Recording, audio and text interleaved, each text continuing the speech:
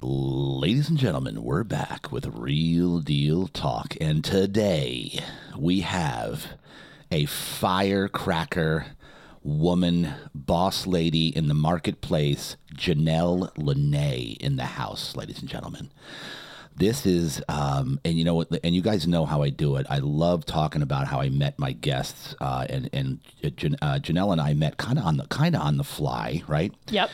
So we met through, of course, Awakened Church and through the Pathfinder program more specifically, right? And I had seen you, because I'm kind of new to the game a little bit there, and you had already been one of the leaders in Pathfinder. And I remember seeing you, and I remember seeing your husband, Frankie, right? And I was always like, wow, I can't wait I know I want to connect with them because they're both physical specimens.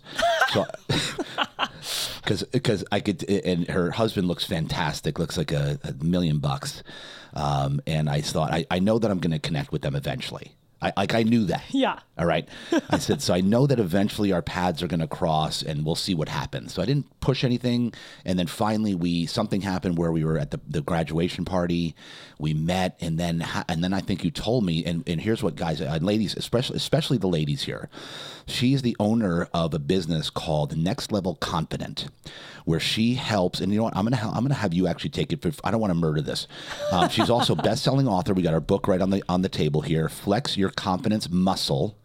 I love this. So when I heard what she did, which was basically helping women gain confidence in the marketplace, I said, this is, because I can't tell you, Janelle, how many, and I'll talk about the women specifically here, that come up to me, because I'll be at the gym or wherever, that people know, and they're like, oh, go watch JD's podcast. Like, oh, I'm like, what's the problem? She goes, well, I'm having a problem with confidence. I've lost my confidence. I just went through this bad relationship. I kind of got beaten down a little, not physically, but mentally. Like I just feel like I'm not. And then all of a sudden you come into my life with this business. I'm like, this is perfect. So go ahead, give them a quick synopsis on exactly what you do. Yeah. So, well, thank you for having me on the show. So excited to be here. Yay. So pumped. And we actually went through the same Pathfinder season together. We did. Yeah. 8. But yeah, season 8. But we were just at different campuses. Yeah. So we would see each other. Like I saw you here and there because, you know, you're hard to miss. Yeah, right. So saw you here and there at the all-in nights and everything. But yeah, so I'm kind of like, I think I got to Awaken at the same time as you. So I'm like, honestly, just as new as you. So it's cool because like I probably thought you were an OG. You thought I was an OG. And here we are. We're both like newer. So it's cool. But yeah, to tell you about my business, Next Level Confident, I primarily go into companies and I teach women how to build confidence in the workplace. And so if you're a male listening right now and you're like, okay, I'm going to turn this off, I'm checking out, I just want to say stick around, because just because you are a dude doesn't mean that you have all the confidence in the world. And just because you're a woman doesn't mean you don't have confidence necessarily, right? We can't like put people into gender roles like that. Yep. And so like a lot of times what I tell the men, like a lot of men have read my book and they're like, oh my gosh, this book changed my life. This is amazing. And it helped me build my confidence, change my mindset, look at my limiting beliefs, like start to see what thought patterns are holding me back, because we all have limiting beliefs. We all have thought patterns holding us back. And at the same time, because I share my story so vulnerably, and of course it's from a woman's perspective, I feel like it also helps men understand better their sister, their mom, wife, girlfriend, whatever, you know, different women in their life. And I think that's just so important because, you know, to be honest, like there's so many books written by men out there and no one would think twice, like if a woman read a man's book. But I've met actually like a lot of guys who like think they're above reading a book written by a woman for whatever reason. And I think that's like some sort of like subconscious thing going on there of like thinking that they couldn't learn anything like that. And that's why I love our church so much, because we have male pastors and we have female pastors. And it's so important to hear both voices. And so, yeah, so I'm really passionate about obviously like allowing, like bridging that gap. And especially for women, like helping women really realize their voice does matter, and not even just for women. Like I remember I was actually in church one day and I got a word from God where it was like, you need to start speaking for men and women, not just women, because the world needs more leaders that are women, not just for women. And so often women only like pigeonhole themselves into speaking for women because it's more comfortable. And I think, again, sometimes us as women, we think, well, you know, maybe I don't have something to teach a guy or something like that. But like a guy has no problem thinking that he has something to teach men and women, right? So again, it's like I just challenge women and men listening right now of like, what are some of the stereotypes you might be putting in your brain that are like super subconscious? Obviously, like you don't think about these things and you wouldn't say it overtly, but it's like stuff that just floats in the subconscious mind. So, and I'm so glad that we kind of talked about this before the interview just for a few minutes, because I didn't want men to start listening to this and then tune it out. Right. To your point, this is so, it's so interesting, right? Because you're so right about the fact that, a woman won't hesitate to read a man's book. Right. But the other way around, it's like, right. what are you going to teach me? It's so interesting that but I love this. So guys, stick around. I mean, you guys know how it is. It's going to be entertaining anyway. So you're going to get something out of this. All right. So before we dig in, because what we're going to do next is dig into Janelle's backstory, because we want to see what got her to this day. And so we're going to have a word from our sponsor, which is Real Deal Sleep, ladies and gentlemen. Now, Real Deal Sleep is my wife and I's company that we've had for about 18, 19 years, give or take. We started in a storage unit. I was selling mattresses out of a storage unit with an ad in the penny saver for a side hustle as I was an x-ray technologist. And we are now the highest rated mattress store in the country on Yelp. So this store, the mattress store, Real Deal Sleep, is the highest rated in the whole country. This is a big deal, right? But here, the reason I'm telling you this is because Real Deal Sleep pays the bills at Real Deal Talk. Okay. So if you love the show, if you're a fan, if you really want to support us, besides sharing it, besides telling everybody you know about it, besides giving us feedback, writing reviews, which please, please, please do that. And by the way, thank you so much for watching and listening. You guys, I can't tell you enough how much it means to me, how humbled I am. Everywhere I go, people are coming up to me, giving me feedback. That means the world to me, because that's why I designed this podcast, was to make an impact, make a difference, leverage other people's voices that have done way more than me, and just to let them kind of make changes through this platform and make an impact. So I can't thank you enough. But if you want to support the show financially, like if you got a couple of bucks, or if let's say you need some good sleep, come purchase a mattress, refer somebody to buy a mattress, go to realdealsleep.com.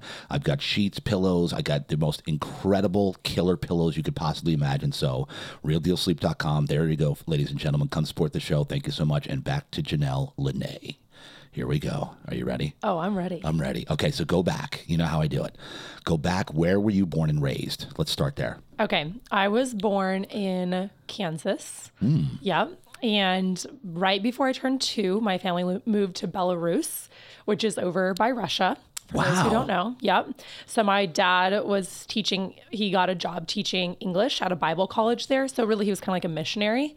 And so, yeah, it was my mom, dad. I had an older brother who's like less than, I think he's like 15 months older than me. So I was like, kind of an accident. It's totally cool. My parents are always like, you were not an accident. You are just an unforeseen blessing. And I'm like, no. Let's just call it what it is. Like, you did not mean to get pregnant like 4 months after you, like a 4-month-old in your hands. And you're like, let's just do it again. Yeah. No. But I'm obviously the best. So it's totally fine. So anyway, 2 kids around the age of 2. They moved across the United States.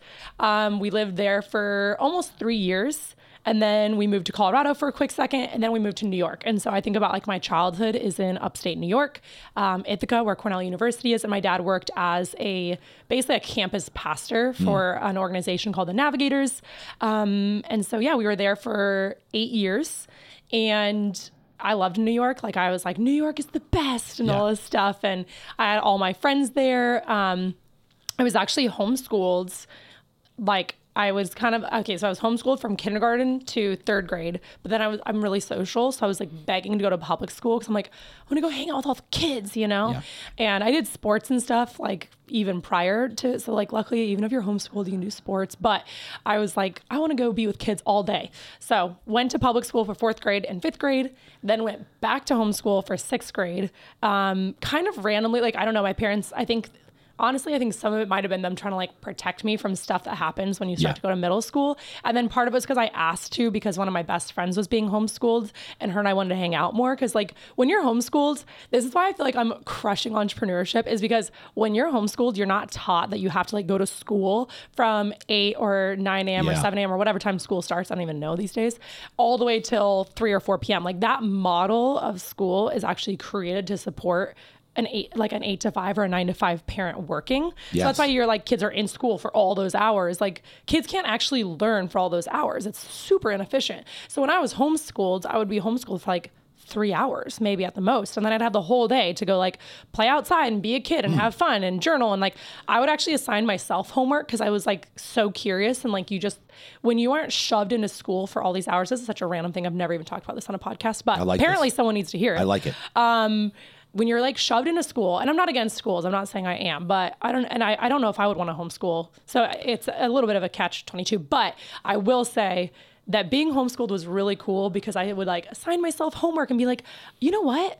I want to make a PowerPoint on Italy. And I would like go like assign myself the homework item of, learning all the things about Italy and creating a whole PowerPoint on it. And I'd be like in 2nd or 3rd grade, so, I think that homeschooling can definitely teach you to be like hungry for learning. Anyway, then I went to public school and I was like, dang, this is so inefficient. Like, why do I just remember getting there and being like, this is the most inefficient thing I've ever experienced. And I'm all about efficiency. Yes, like I love efficiency so much. I love it. So it's just it's an interesting thing. Yeah. So hold on a second. We're not going to go past because this is becoming now more and more prevalent, homeschooling.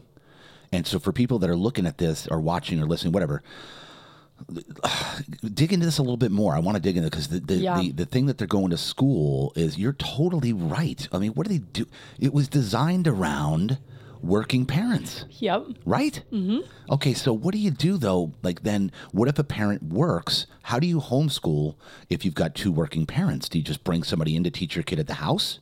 I don't know. I mean, I'm not a parent or anything like that. So I'm literally like the least qualified person to talk about this, other than the fact that I was homeschooled for a while.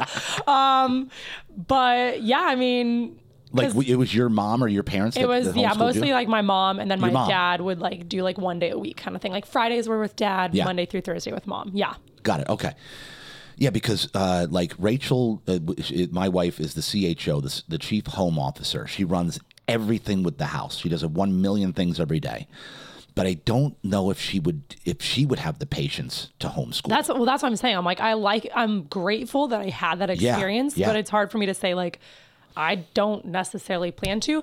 So I don't know what that in between looks like. You know what I mean? You're like, how can I put my kid, right. And I think that's why they have like, I'm not even a parent, so I don't even know this stuff, but I'm like, there's those schools that are like more like artsy or whatever, where they go on more like experiential trips and stuff. So they're not just sitting in the classroom all the time. Do you know what I'm talking about? Yeah. There's got to be an in-betweener here. There's probably schools that offer something in between.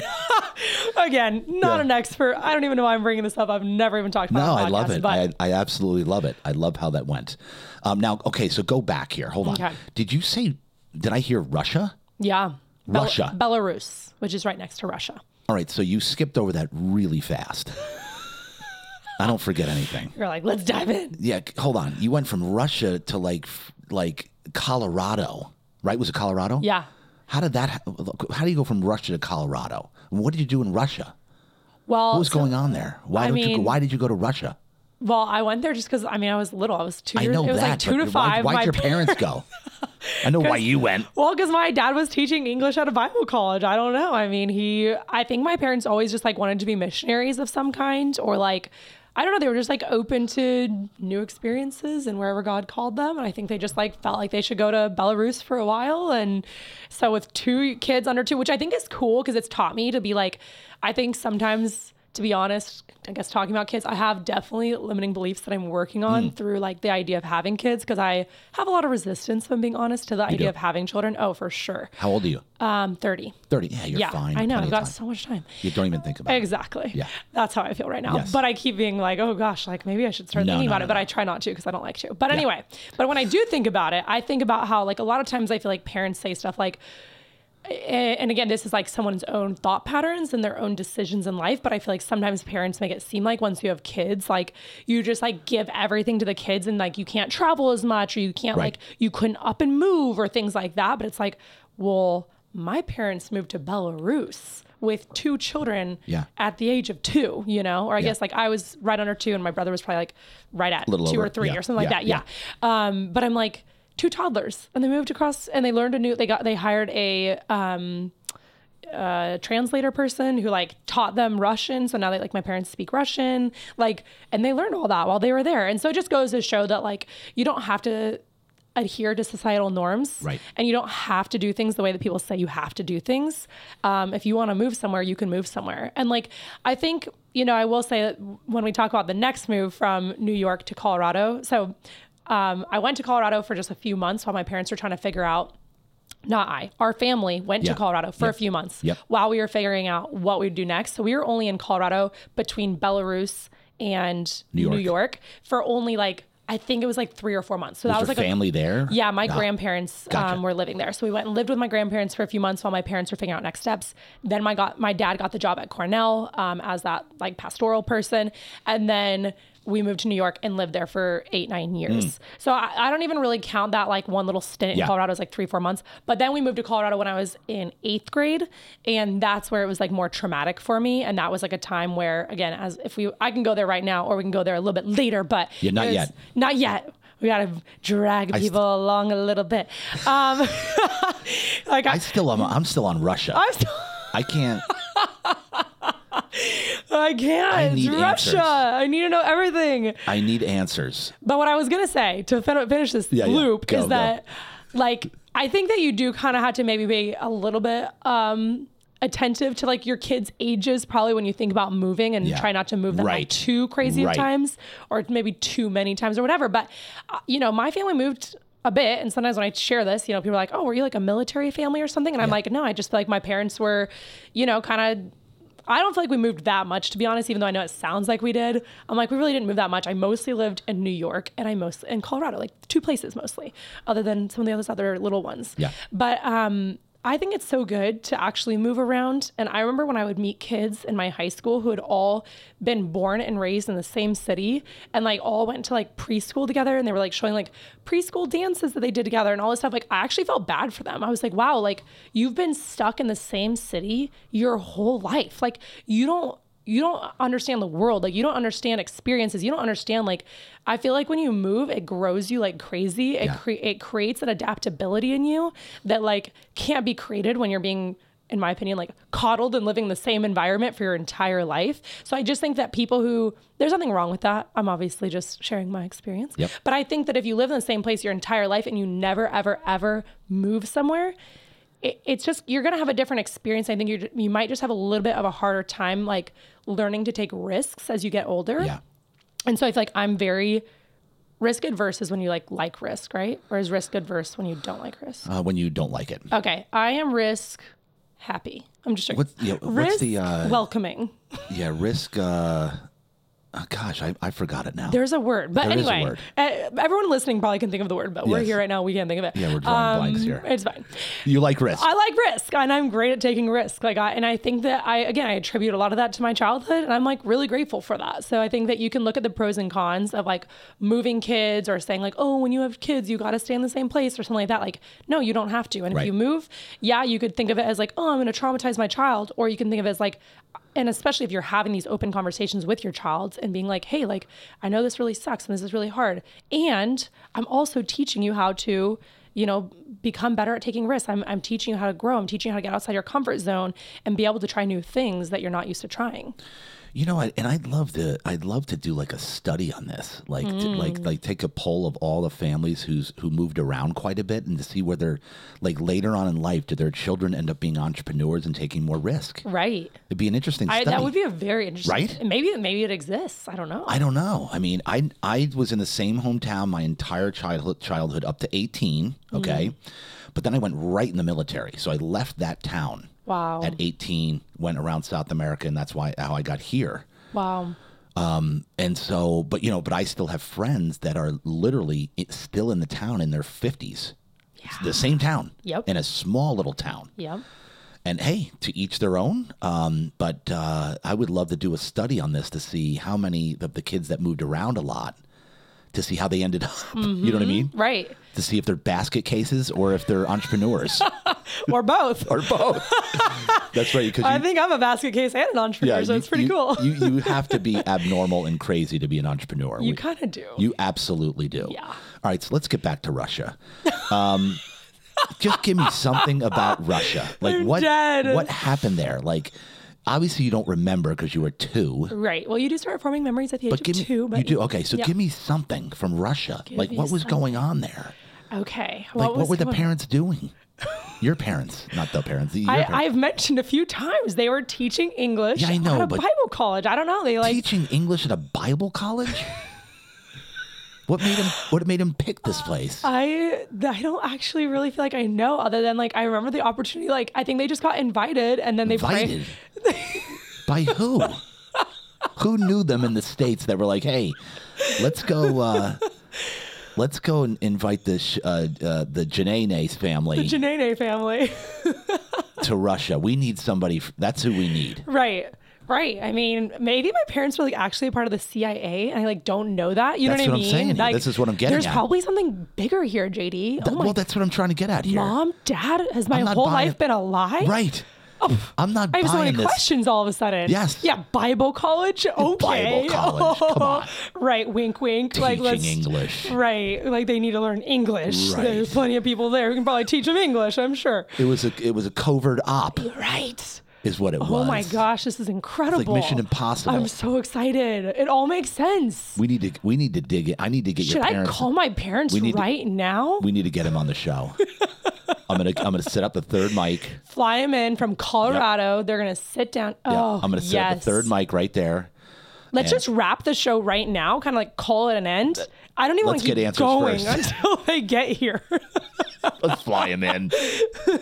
We need answers today. Mom, Dad, drop everything. And I'll just put the light right on their face. And I'll just grill them. All right. So hold on a second. The Bible college. Okay. So what were you reading exactly? Yeah. Really dig into that. Let's figure out who's listening. Right. All right. So anyway, it's for another time. So that's all you're going to give me on Russia. That's it. I mean, I had a great childhood there. I'm trying to think of I have some memories. What was the childhood about? What were you doing? Literally. What do you mean a great childhood? I've never had anyone in my entire life care this much about my 2.5-year stint in Belarus from the age of 2 to 4.5. Yeah, well. We lived in a big apartment complex. We got a dog named Coco. And Coco actually did get stolen on. Yeah. So see, here we go. See, this is life in Russia. Well, yeah, millions of dollars. Coco was worth it. Yeah, my dad was there's all public transportation there, right? So we were taking public transportation. Yeah, I don't know that. Oh, okay. Well, in Europe, it's mostly. You're acting like we know the transportation in Russia. This is why I'm asking the question. You asked for details. This is why I'm asking the questions. Here they are. Yeah, so we were taking public transportation. Which is what, a bus? I think so. You think so? I mean, I was young. Do you even remember? Don't you remember it too? Packed with a bunch of people all around you. You said we have memories at 2. A lot of those people didn't really wear deodorant. I remember that. Really? Yeah. Ooh. Culturally, I don't. So I do remember, this is the story of Coco getting stolen, is that Coco was a small Sheltie. So if you know what a Sheltie is, it's like a miniature collie. Okay. So it's Lassie, come home. Yeah. And my dad is holding this little baby, cute puppy, Coco, and this couple that was on the train or on the bus. Sorry, bus, not train. Don't ask any questions about train. Got it. I won't. They asked if they could hold the puppy. Are you kidding me? And my dad said yes, because, there's people ask to hold puppies all the time. So he hands the puppy over, and I guess that they get to a stop, and then the bus doors open, and they start sprinting and running. And my dad had, I believe it was me and my brother. So again, 2 toddlers. So he couldn't I'm trying to remember what he said actually, but he ran them down and caught up to them. And my dad's a pretty athletic dude. So he finagled the dog back out of their hands and got our dog back. And that's the story of how Coco was rescued. We would have never heard the Coco story had I not dug into this. Now my listeners and watchers can move on from Russia. Exactly. Now that we know the Coco story. Exactly. Okay. Phew. So Coco must have been part of the deal here, huh? Right. Yeah. Or maybe he was the cover. Right. Yeah. Maybe there was a chip inside of Coco that my parents were delivering to. All of a sudden you have a dog. Right. Yeah, that's kind of suspicious. Yeah, only there for a little bit, and they still got a dog. Did you bring Coco back to the States? Yeah. You did? We did.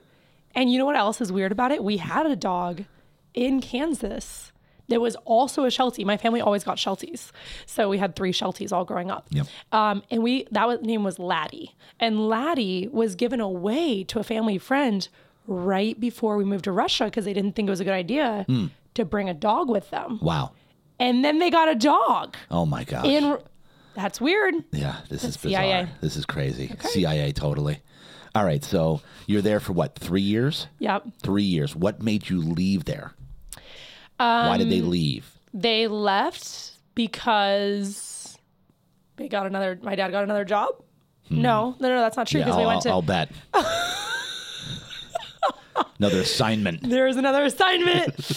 I think that Another covert operation maybe they got tired of living for 2 there. months in Colorado. I have so many questions now. Yeah. It's weird. Like, seriously. this is actually a good, just for all listeners who might be thinking that this is weird that we're going so deep. But my thought is like, maybe you need to ask more questions about your own childhood. Yeah. Because sometimes we don't ask enough questions about why our not? childhood. Yeah, you like know? how, like what? Why did we move? These are viable questions that you would ask your parents. Like, what were we doing there? What were we doing? Why? Why? Like, what did you do? Were you going to homeschooling? Obviously, you don't even remember. No. Well, my brother went to, I believe it's called Детский Skov or something like that, is like kindergarten in Russian. Right. Something. I think I like kind of butchered it, but you probably did. Probably. Sorry if anyone's actually Russian and they're judging me right now. Yeah. So he went, but I think maybe I was so young. I don't know. I was probably just dancing around the house. All right. Still doing that. All right. So you left and went to Colorado. Yep. Okay. Yep. So Colorado, a couple months before you went to New York. Yep. All right. Now I'll let you get to New York. So you're in New York. Mm-hmm. What was going on do you remember in your childhood, anything went on because you're now in middle school? Mm-hmm. Is that correct? Okay. So. Well, so we moved to New York when I was 5 and I lived there 5. from 5 to 13. 5 to 13. Mm-hmm. Wow. Yeah. What do you remember about New York? What did you love about it? Oh, New York is the best. So it's upstate New York. So it's like very green, very lush. People think I think people confuse New York and think like all of the state of New York is all like New York City, which is just like hilarious because there's just like a little part that's New York City and then the rest is like a normal state. So no, I didn't take taxis to school every day. I've been asked that question many a times, but no, we took just a normal car. But yeah, I just remember being like really green, really lush. I've always been very imaginative. So I remember like playing outside a lot. We had a creek. We had like a whole acre. So and we had a forest. So I would go, I thought I was Pocahontas. So I would go run barefoot through the forest. So that was cool. I don't remember too many splinters, but maybe a few. And now your parents, how was the relationship growing up? Were they a model marriage for you to model after? Did everything go well? Was everything what? Not so much. Okay. My parents were really great parents. Yes. And they both came from homes where I think that they so my dad came from a divorced family and then my mom came from a family like the parents stayed together, but the kid, she kind of felt like she wasn't given a lot of attention. Yep. And so basically, I think when they got married, and I think actually a lot of people do this, and I think it takes insane intentionality to not do this, which again, probably comes back into some of my own limiting beliefs. Yep. But I think parents often just give everything to the kids, right? And then they forget about their own marriage and they forget to go on date nights or go on trips by themselves or just even the daily intentionality of kissing your significant other before playing with the kids or whatever. There's little things you can be doing to put your marriage first. But a lot of times, kids come first and then marriage comes second or even sometimes third after work. And so that's kind of what I experienced growing up. Even with my dad being a pastor figure, he poured into people a lot, right? Because he was working with college students and a pastor. And so he was pouring into them. And then he poured into us kids a lot. But then, at times was forgetting to give that to my mom. And so I would say, and New York was probably the hardest time on their marriage because for those who don't know, New York is the second cloudiest state in the United States. So it's kind of when people move to Oregon or Washington, you don't really realize how cloudy it is. And then Colorado is the sunniest state in the United States. So my mom was raised in Colorado. She was used to the sun. And then to have that taken away and then to be a stay-at-home mom by this time there was 2 more kids in the picture. So there was 4 of us. I have 3 brothers. And, being a stay-at-home mom, 4 kids, cloudiness, I think is just a perfect storm. And then my dad not, giving her the attention that she, needed, and the support that she was looking for emotionally, right? Obviously everything else was there. And so, yeah, I would say like for me, I just really started to work on, like, as I got older, it was me needing to work on thinking that marriage could be happy, because I saw what my parents were committed to each other, and their marriage has made like crazy growth now, and they're like so much stronger. And it's cool that they like it's still beautiful because it shows like sticking together even through ups and downs, which not everyone does in this day and age, and so I still I really commend them for that. And I know that if someone's going to be married for 10, 20, 30, 40 years, there's going to be ups and downs, just like any relationship, even a friendship. You have times where you feel closer and then times where you feel a little more distant from certain people, and so I commend them for, staying together and all that good stuff. But I will say, I think for a long time, there was the limiting belief that like marriage can't be happy or healthy. Or actually, I probably wouldn't say healthy, because I don't think I knew that was unhealth. I just thought marriage isn't happy. Like marriage is hard. I feel like I heard over and over and over again, marriage is hard, marriage is hard, marriage is hard. And so, what you focus on, you create more of. Right. And so that's like what this is wild. I used to have Freudian slips where I would call weddings funerals. I'd be like, yeah, I'm going to a funeral this weekend. And people like, oh my gosh, who died? And I'd be like, oh, so sorry, wedding. And it was really weird. Like I was like, and it happened lots of times. Like if it happened one time, you might just be like, oh, that was a weird little mix up. But like numerous times. And sometimes even in my brain, I would catch myself thinking the word funeral when I would think about a wedding. And so I was like, wow, why do I? And so I think I even like, in some ways, like I have a lot of like masculine energy. And I feel like I've always gotten along well with men and all this kind of stuff. Not in like I don't know, not in a bad way, but just in a way that like I grew up with 3 brothers and that's what I'm used to.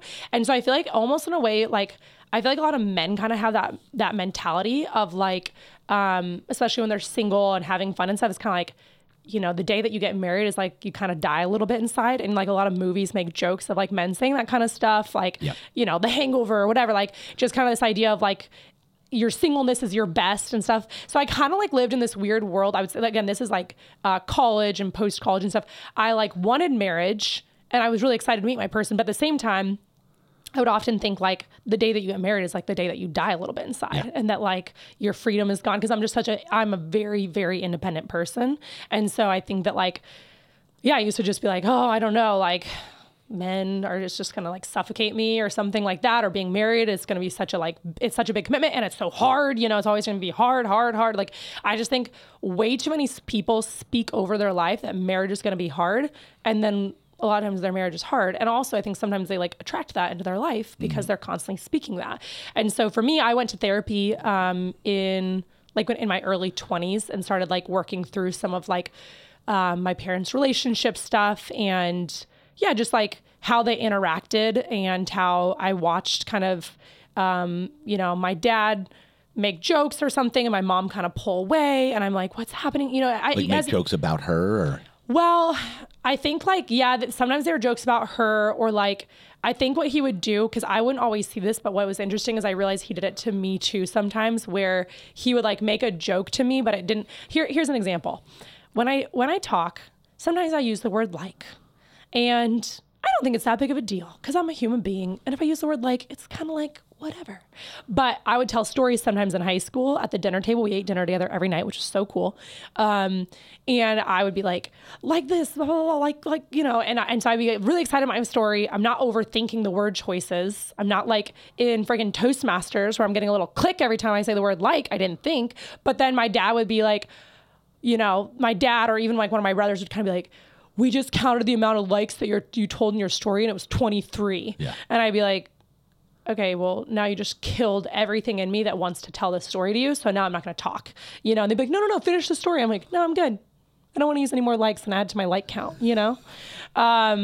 And so I think so there would be like kind of moments like that where my dad liked to push buttons a bit, but then he would kind of cover it with a joke. So it would seem funny. So to outsiders, it can feel kind of funny because you're like, ha ha ha. Yeah, she use the word like so much. But when you're like, something that's kind of sensitive to you, you don't really, you're like, I don't really want to think about if I'm using the word like when I tell my story. So now I just feel like not telling the story, I just feel a little smaller now and not so excited. And so I think that it was probably stuff kind of like that was happening where maybe like it was like little button pushing moments, but then covered up with a joke. Yep. And And then my, we're like, Mom, like joke around, be fun, like, haha, and she's like, in her mind, she's like, it's not funny, but, and something my mom has shared with me, like she's really grown in her confidence and being able to speak up. And that's something I think that is part of what planted me loving to help women be confident and speak their mind more, because I watched that probably not happen as much growing up with my mom.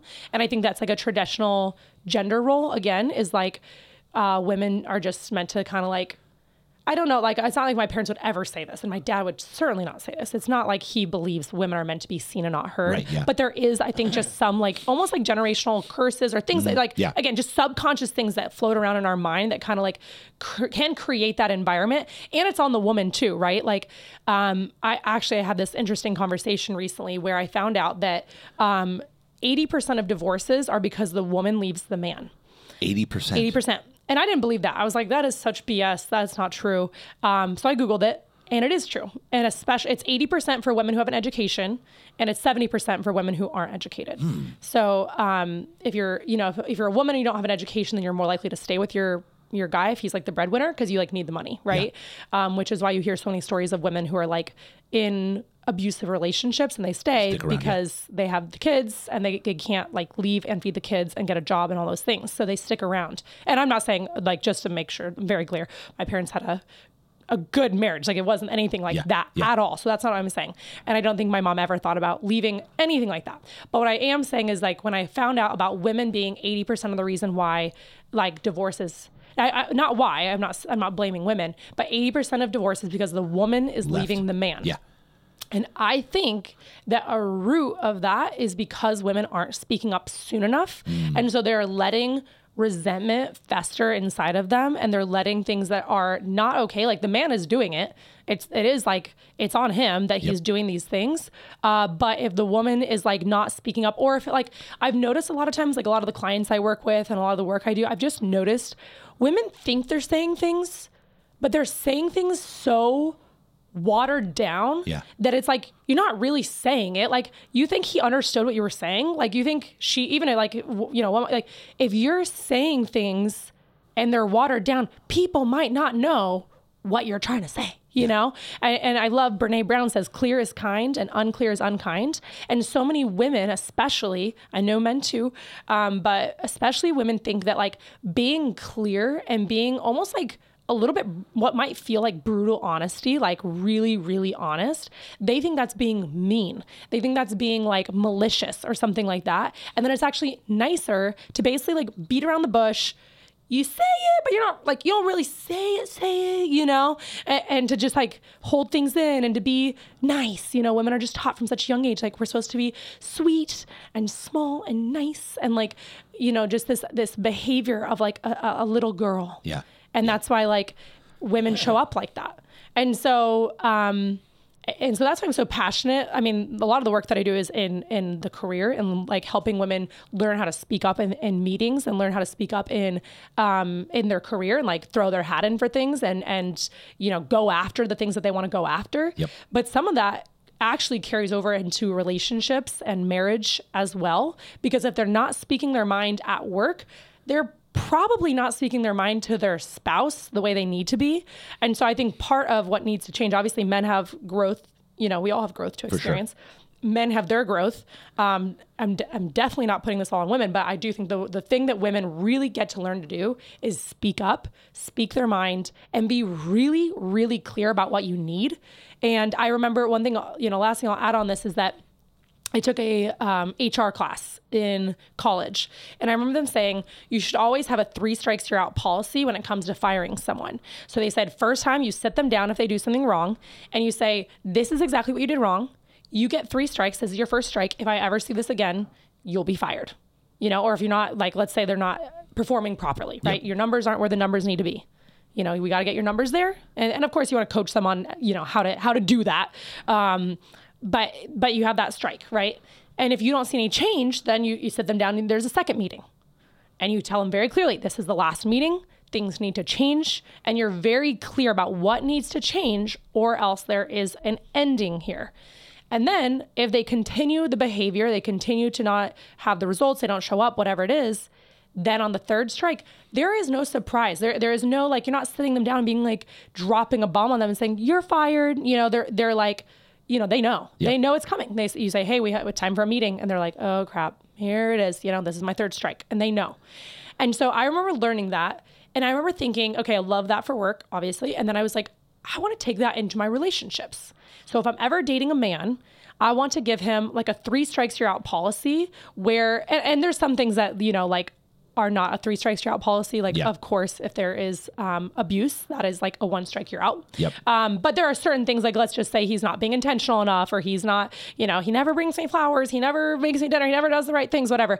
He's not helpful around the house. That's where I think like women need to sit down and like, I think that these women, again, I'm thinking about so many of my friends have told me like, oh yeah, my parents divorced. Like my mom just like one day like left my dad, and it was like so random, and my dad didn't even know. Like my dad would be like, what? Like sometimes I think the men are just so unaware of what's happening. And again, like maybe the woman thought she said some things. Maybe she thought like little comments here, little comments there. Like, you need to do more of this. I would like you to do more. Like maybe they're saying like sweet little passive comments here and there, or even just passive aggressive. Maybe it's not sweet, just passive aggressive comments here and there. But they're not ever being clear enough. And so I just think there's so much power and clarity and power in being a little bit brutally honest and just saying exactly what you need.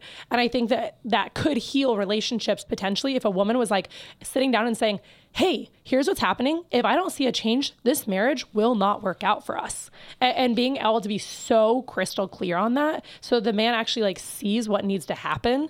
And the same with like, let's say like, I feel like sometimes women are like, yeah, I asked him if he wanted to go to therapy, but like he didn't really want to go to therapy and talk about stuff. It's like, okay, does he know you're thinking about leaving him? Because maybe if he knew the severity, then hopefully he'd go to, you know, if he's willing to fight for you, then he'll go to therapy, right? But and not every guy wants to fight for it, and that's a whole other story. But I'm just saying, for like the women who are kind of like up and leaving really quickly without having that serious conversation, I just think that's really important.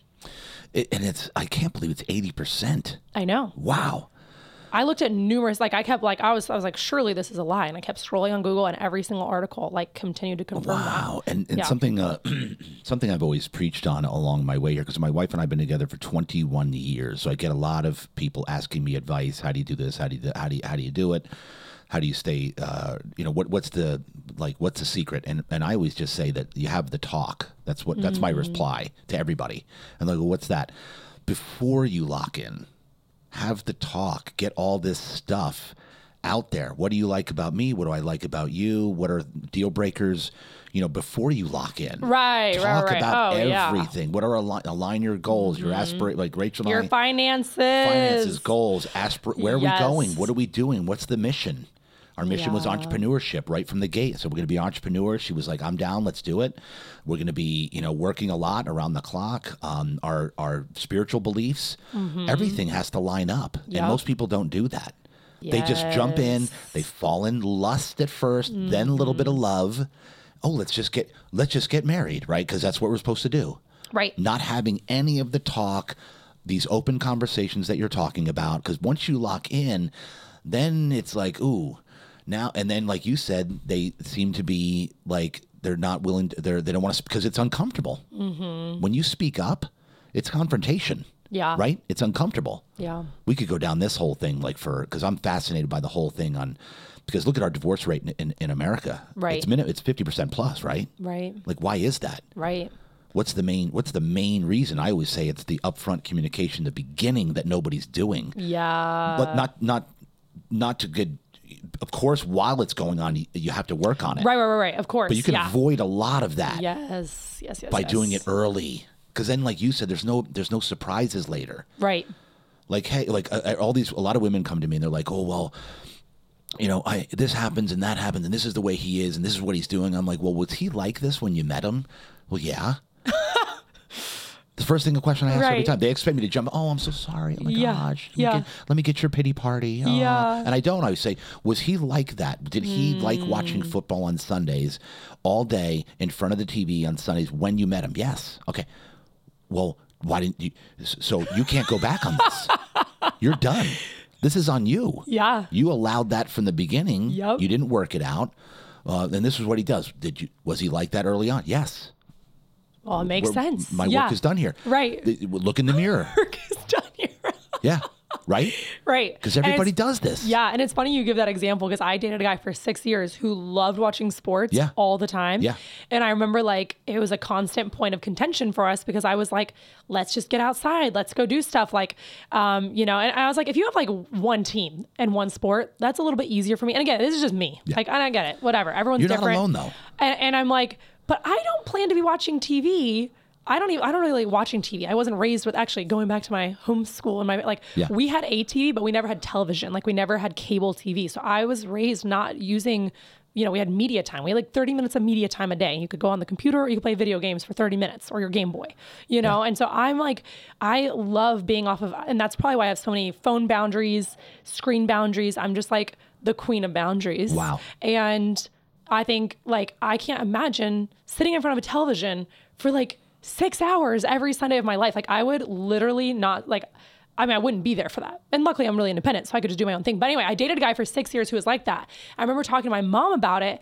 And that was something they kind of like sometimes wrestled with a little bit, was my dad wanting to watch a lot of sports, my mom not wanting to as much. And what do we do on our weekends that like, where they can bond together, you know? And so I remember her saying like, you know, and my mom actually was a therapist for 10 years. So she became a therapist later in life, which was when actually a lot of their marriage stuff really changed. So that was really cool. And so she was like, you know, from my experience, both in marriage and from all the therapy I've done, people generally become more of who they are, not less of who they are. So she's like, if your boyfriend loves watching like 6 hours of sports every Sunday, I wouldn't plan on that be like diminishing. Right. I would plan on that like passion potentially getting even like, could even get more, like it could grow even. And so I remember thinking, oh my gosh, like, cause you think you can change people, you know, you think you're like, well, I'll just show them how great it is to like go be outside or go to a cool like coffee shop or whatever, but you can't change people, you know? And so I remember that was one of the things that I was just like, you know, I really want to meet someone who doesn't watch a lot of TV, doesn't like, I'm cool with, again, some sports stuff, but it's like, I can't be every weekend. I can't watch sports every weekend. I wouldn't. So I would just leave. But if he would want me to be there, like, I'd be like, no. And this is why it's so important to, in the beginning, before you, and I say lock in was when you put on the hardware. Yeah. That's what I mean by lock in, the ring. The marriage. Yep. You got to talk about it beforehand, not wait. Because then, like, I'll give you an example here, and I use this example a lot, and people think I'm nuts, but it's pretty funny. So when Rachel and I met, one of the things before we moved in together, because for me that was locking in, because I knew that she was the one we were going to move in together. Just to, this is before, like, you know, we're talking 21 years ago. Yeah. And one of the things in the beginning, I said, listen, let's do this thing, but I need to let you know that there's going to be a deal breaker here, that for the rest of our entire lives, the house is going to be as cold as a meat locker. Yeah. Because she's Asian, and Asians are always freaking cold. Right? So I said, this is the way it's going to be. It's a deal for me for the rest of my life. Yeah. I'm not even kidding you. Yeah. And I'm like, are you okay with that? She's like, yes. I'm like, okay, sign right here. The air conditioning clause, I called it. And I'm not even kidding you. That was part of, we talked about it. Because let's say I didn't say that. Yeah. Let me tell you right now, for 21 years, Rachel, my wife, beautiful, amazing, the most amazing human being on planet Earth, every night tells me how cold she is. Right. I'm like, and we'll get to midnight. We're laying in the bed, and all of a sudden it's midnight. And I'm like, I made it a whole day without her telling me how cold it was. And all of a sudden I'll hear, brrr. Wait, this is real life? Or this is? Yes. Oh, this is I'm real being life. serious. Oh, okay. But you told her, so you're like, it's cold. Is the heat on? What's the AC on? Every night for 21 years. And you know what my response is? Hey, we talked about this. We signed off on this. Yeah. Yeah. So there's nothing she can do about it. And this sounds terrible, like I'm this driving guy, but it's my happiness. Right. I can't be hot. You can't be sweaty. Yeah. No. Yeah. I'm like, just wrap up. More blankets. I'm like, I already have socks on. Put on a sweatshirt. I already have one. And put on another one. My point is, what if I hadn't done that? I'd be miserable my whole life. Right, because you I'd never be talked sweating about my it. ass off for the rest of my life. Miserable. And now your wife just gets to be miserable. So Yes. it's perfect. Well, but no, I completely agree with you. But because what I'm saying, the point is, talk about it up front. And know what you want. Like, that's what the thing is like, I coach a lot of people, both men and women, actually. Like, so many men from our church, I've had them make their list. And actually, two of the guys who I had them make their list of everything they're looking for. And it has to be a list of 20 plus things. And like, yes, 2 or 3 of them can be like looks oriented, but otherwise the rest of the list, like at least 15 things need to be around personality and like super specifics around who the person is that you're looking to attract. And so, yeah, one is actually married and one is in a serious relationship, like looking at rings. And so I know that this stuff works, and I've had numerous clients make their lists of everything they're looking for. And I feel like there's a lot of Christians who are like against the list too. Like, there's some people who love the list idea. Some people don't like it. I get the idea of not like super pigeonholing yourself on super specific things, because yes, the person might come in a slightly different package, which is why I think having the external stuff be like, not super, like, you know, don't lock in super strong on the looks part. Although, again, I will say, I also feel like I had so many women tell me that I had like too high of standards, and that like, you know, they're like, well, he just might not look like the way you think he's going to look. And that would always piss me off too. Cause I'm like, no, I'm going to attract someone who's hot as hell. So don't like try to tell me I'm gonna have to settle in the looks department. And I did not. And I got the whole package. And I'm like, so I actually am all about like I think every person should be attracted to their person. And so I think sometimes, again, especially I would say in Christian culture, that there's kind of this idea that like, you know, you maybe shouldn't be like that. You don't need to be that attracted. It's really just about like the heart and the person that you're attracted. I'm like, no, I'm a both and person. Like I believe in abundance. I believe in both and so I believe that you're allowed to have it all. And so I believe, even though they might look a little different. So like one of my clients, she just recently attracted a guy that she's really excited about, and he's a little bit shorter than she thought, but everything else is there, from the personality to he's still extremely handsome. So she's just like, okay, yeah, I thought he might be a little taller, but that's all, just the height, right? That's all. Why are you making that face? What? You like keep like doing that. Sorry. I just know how it is with guys when they're short. Well, that's what I'm saying. But like he has everything else. What's with that face? You're like, what's I don't with know. the Yeah, face? you keep doing that thing. I know, because I know how that is with a girl and a short guy. I think they're like same height or something like that. So it's not a big deal. Okay. Yeah. I don't, and that's what I'm saying is like, I don't think that like you have to have some flexibility on certain things. I put on my list. So like, how's that one going? Give me that. Well, this is very new, so I can't really talk to it too much. It's like literally a couple weeks old. So that one's very new. But her and I have been doing a lot of like, you know, I mostly work with people in their careers, but every so often, like if I do one-on-one coaching, which I don't do a lot of one-on-one coaching at this point because I have an academy called Confident Life Academy. And so that's like all the work I've done the last 5 years put into an academy. So I actually don't do very much one-on-one coaching anymore. But if I do one-on-one coaching, a lot of times I'm working with women simultaneously on career and relationship, because again, you bring you with you. So if you're lacking confidence in your career, you're probably lacking confidence in the dating department as well. There's a lot of like that. And a lot of times actually like you might throw yourself so much into work that you actually don't make time for dating, or you put up walls and like you use your career as your like protection mechanism from having to do dating, blah, blah, blah. Anyway, that's a whole other conversation. But back to the list is that I made a list of everything that I was looking for, and I made the list numerous times. And I have all the journal entries. I actually have like a whole module called Get Ready and Attract Your Future Husband. And it's all about like... That's in your business, the module. It's not in Confident Life Academy, but it's actually, I think it might be my next course because I've had enough people asking, like people want all the career stuff and then they want relationship stuff. So I'm like, maybe I'll take a second course. So because relationship stuff is like relationship stuff's really awesome top of the list. Yeah. And when you read my book, it's all about different limiting beliefs, and I tie in. Again, it's like, because we're just all so connected. So I feel like you can't like leave things out. So like in my book, I'm talking about, you know, the guy that I was with for 6 years and like the limiting beliefs I had around that like kept me there. And I actually had a woman DM me last week that said she left behind her fiance because of reading my book, which, you know, makes me sad, but she's like really happy because she's like, I was about to get married to someone, to your point, like you were just talking about, that wasn't actually a good fit for me. And so she feels a lot of peace around her decision, but she was about to move forward in marriage, lacking that intentionality around like, is this the right person for me? And so I actually have had 2 people message me that, and my book's only been out for 6 months. So it's like I already had 2 people have messaged me on Instagram saying that because of reading my book, they've ended up leaving behind a relationship that wasn't a good fit for them. So I do know that talking about career and relationship in my book, it definitely ties it all altogether. But what I was going to say is I had the list of 20 things, and I made it all the time. And I'd come back to, who am I looking to be with? Like, who am I? And also the other list I encourage people to make is a list of 20 things they bring to the table.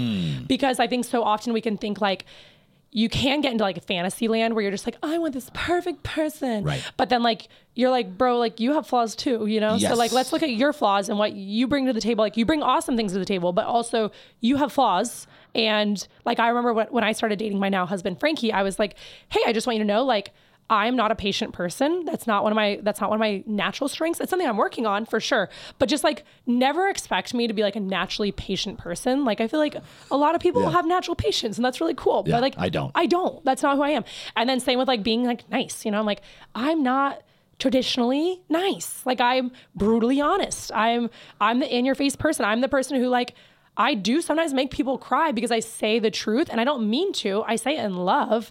And I say the things that no one else is willing to say, and I need to say it to someone. And sometimes that sucks. I don't like always having to be that person. I don't.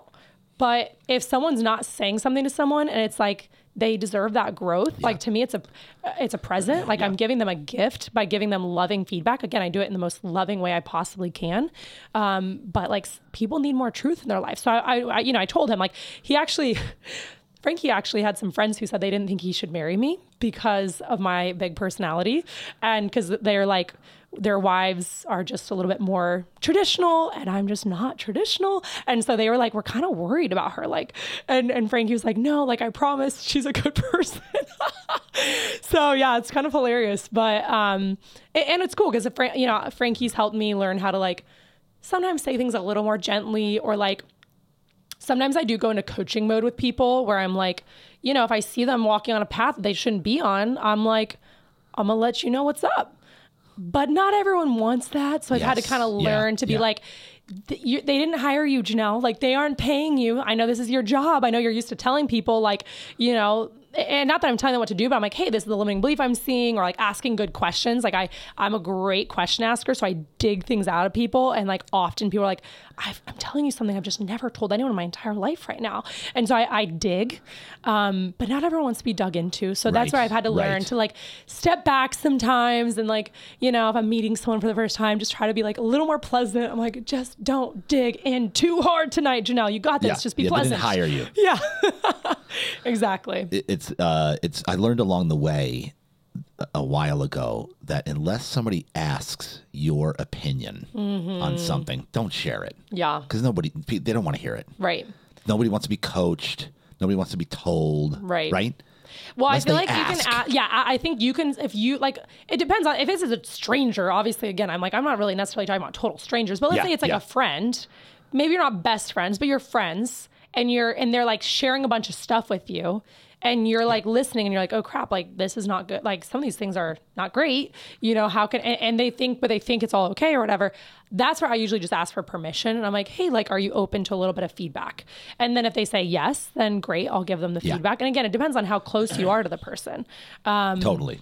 But not everyone, you know, and I've gotten to a point, honestly, now that I've been a coach for, you know, I've been the CEO of Next Level Confident for 5 years. Like now I'm like a lot more comfortable in my, what I do, that now sometimes honestly I like naturally kind of pull away because I'm like, people don't like, I do this for my job all day every day, so sometimes it's nice to just, you know, go be around people and not talk about super deep things. So I think now I've kind of gone the other direction where I'm like, interesting. I'm like, I don't feel the need to give them the feedback. Like they'll figure it out on their own, or they won't, or they can hire me. One of the three. Yeah, that's kind of where I'm at too, as well. But if they're a very, very good friend of mine, yes, I will let them know immediately that that's a poverty conscious mindset, a limiting belief. Yep. I have to say something. Right. And then I tell my friends, I'm not in your life to tell you what you want to hear, just so you know. Right. So either you're going to run for the hills someday or you're going to stick around and grow. Yep. Because I'm going to tell you what you do not want to hear all the time. Mm-hmm. And those are only my very, very close. But everybody else, I'm like, I don't need to. Yeah, I think I've gotten to that point. On this one, exactly. Right? I'm just getting really mature now that I'm 30.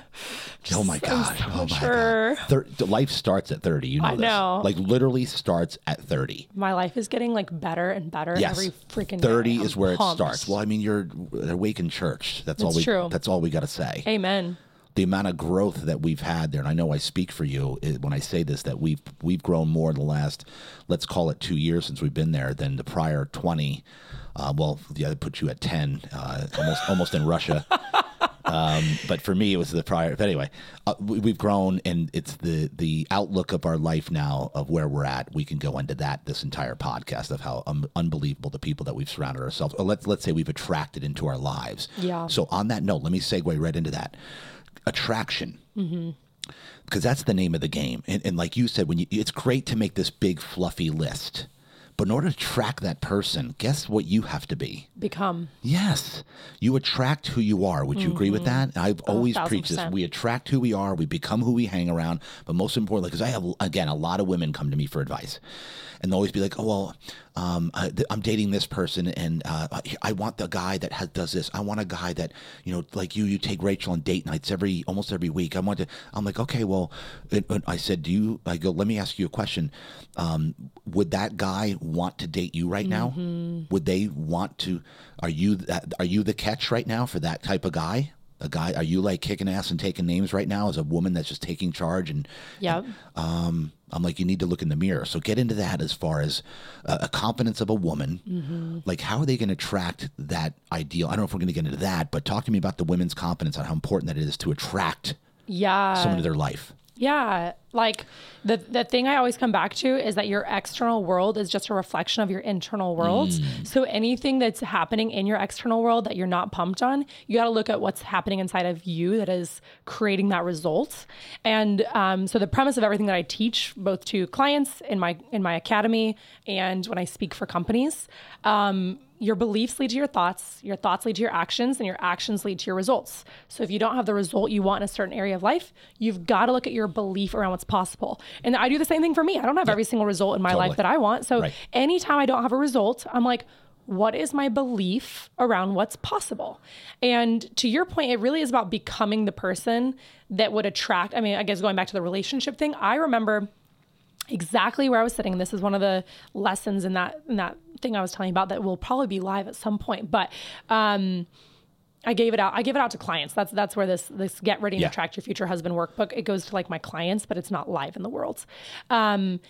So I remember it was when I was dating that 6-year boyfriend, and I remember driving down the street in Fort Collins, Colorado, where I went to college, and I remember sitting at the stoplight. It was like Qdoba was over there. I'm on the corner of Shields and Elizabeth. And I just remember getting hit with this word that was like, your dream man would not want to date you. And I would be like, ouch, that freaking hurts.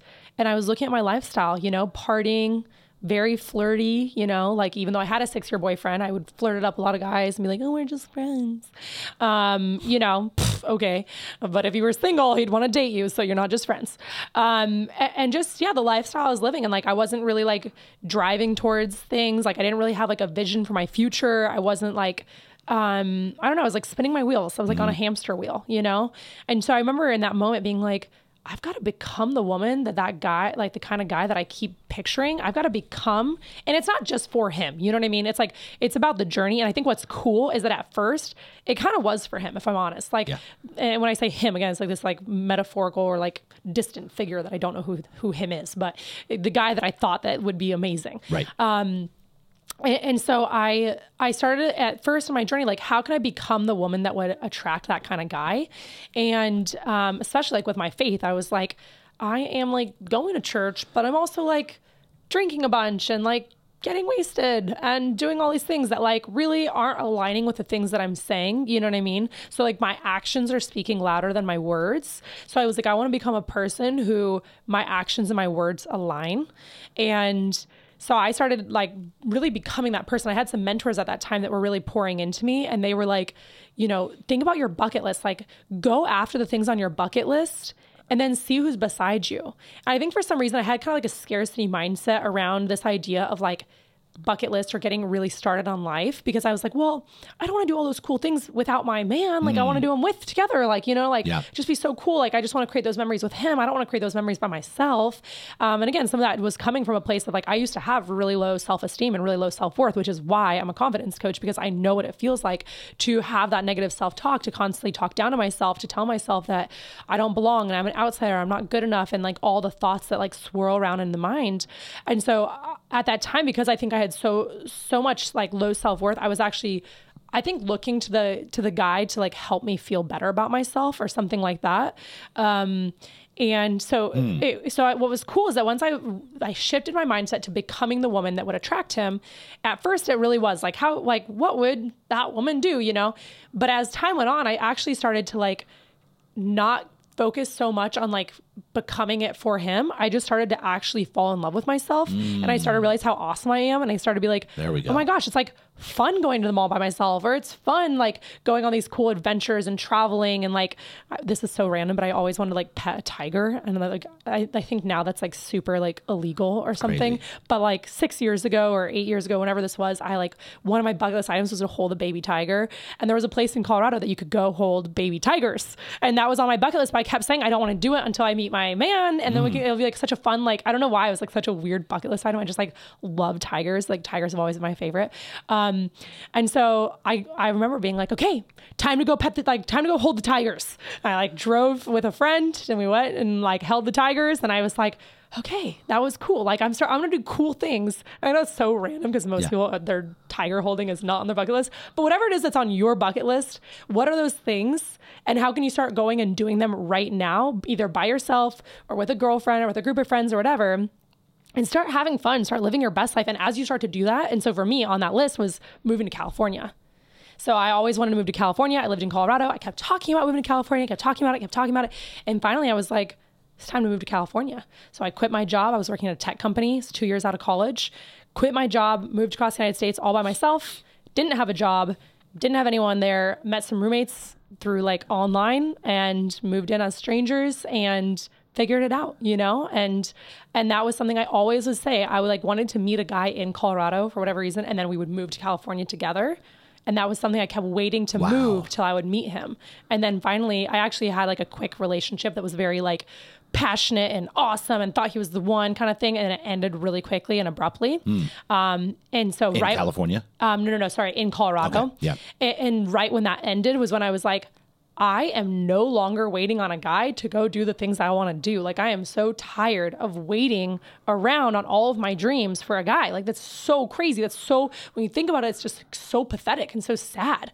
And so that's when like, I think that like relationship ending put a fire underneath my butt of like, I just became sick of it. I became so sick of waiting around on a guy to live my life. That's so interesting. Like I've never heard of anything like that, but now that you're saying it, I'm sure other women feel this way. Yeah. Right? Totally. Have you met women that feel the same way? Yeah, totally. It's crazy. I know. And honestly, what sucks is that some of it is totally like, some of it is, you know, there's nature and nurture, right? Some of it is our nature, like women are highly relational, but some of it is nurture. Like men are raised to chase money and success, which I'm not saying that's always good either, but that's what men are raised to do. And women are raised to chase men. So from a young age, like when there's a little boy, you're like, what do you like to do? What do you want to do with your job? Things like that. When you meet a little girl, a lot of times she's being asked, do you have a boyfriend? Do you have any crushes? And so it sucks. And like all the movies we watch and the friggin' like Disney princesses and all this crap, like it plants in the woman's mind at such a young age that her identity is found in meeting a guy. Yeah. It's such BS. Like it pisses me off to no end. And so that's why it's like, yeah, some of it's because us women just like really love relationships, but some of it is because our society is telling us that like, that's our main goal in life. Yes. And I think that that's why like, you know, I love that there's shifts happening where women are like given permission to make money and women are given permission to chase their career and stuff. And again, it's not about, I really shouldn't be chasing, but it's like the permission to have a bigger purpose than simply marriage and children, you know? Yeah. And so get into this. This is great. So get into the thing where you said when you loved yourself, because let me tell you, and I preach that as well, for someone to be loved, you have to love yourself. Yeah. Right? How important is that? Right. Like you have to be comfortable with that person in the mirror, with who you are, Because most of the people, and I'll say this because, again, a lot of women ask me advice, is most of them are very insecure. And this is why is exactly why I brought you in, because I thought your topic and your business and what you do is so relevant, because most women, and I'm not saying guys don't have this either, but most women they think that their identity is through a man. They think they need a man because their confidence in they're not comfortable with who's in the mirror. So get into how important it is to love and like when your coaching goes into loving yourself, get into this a little bit.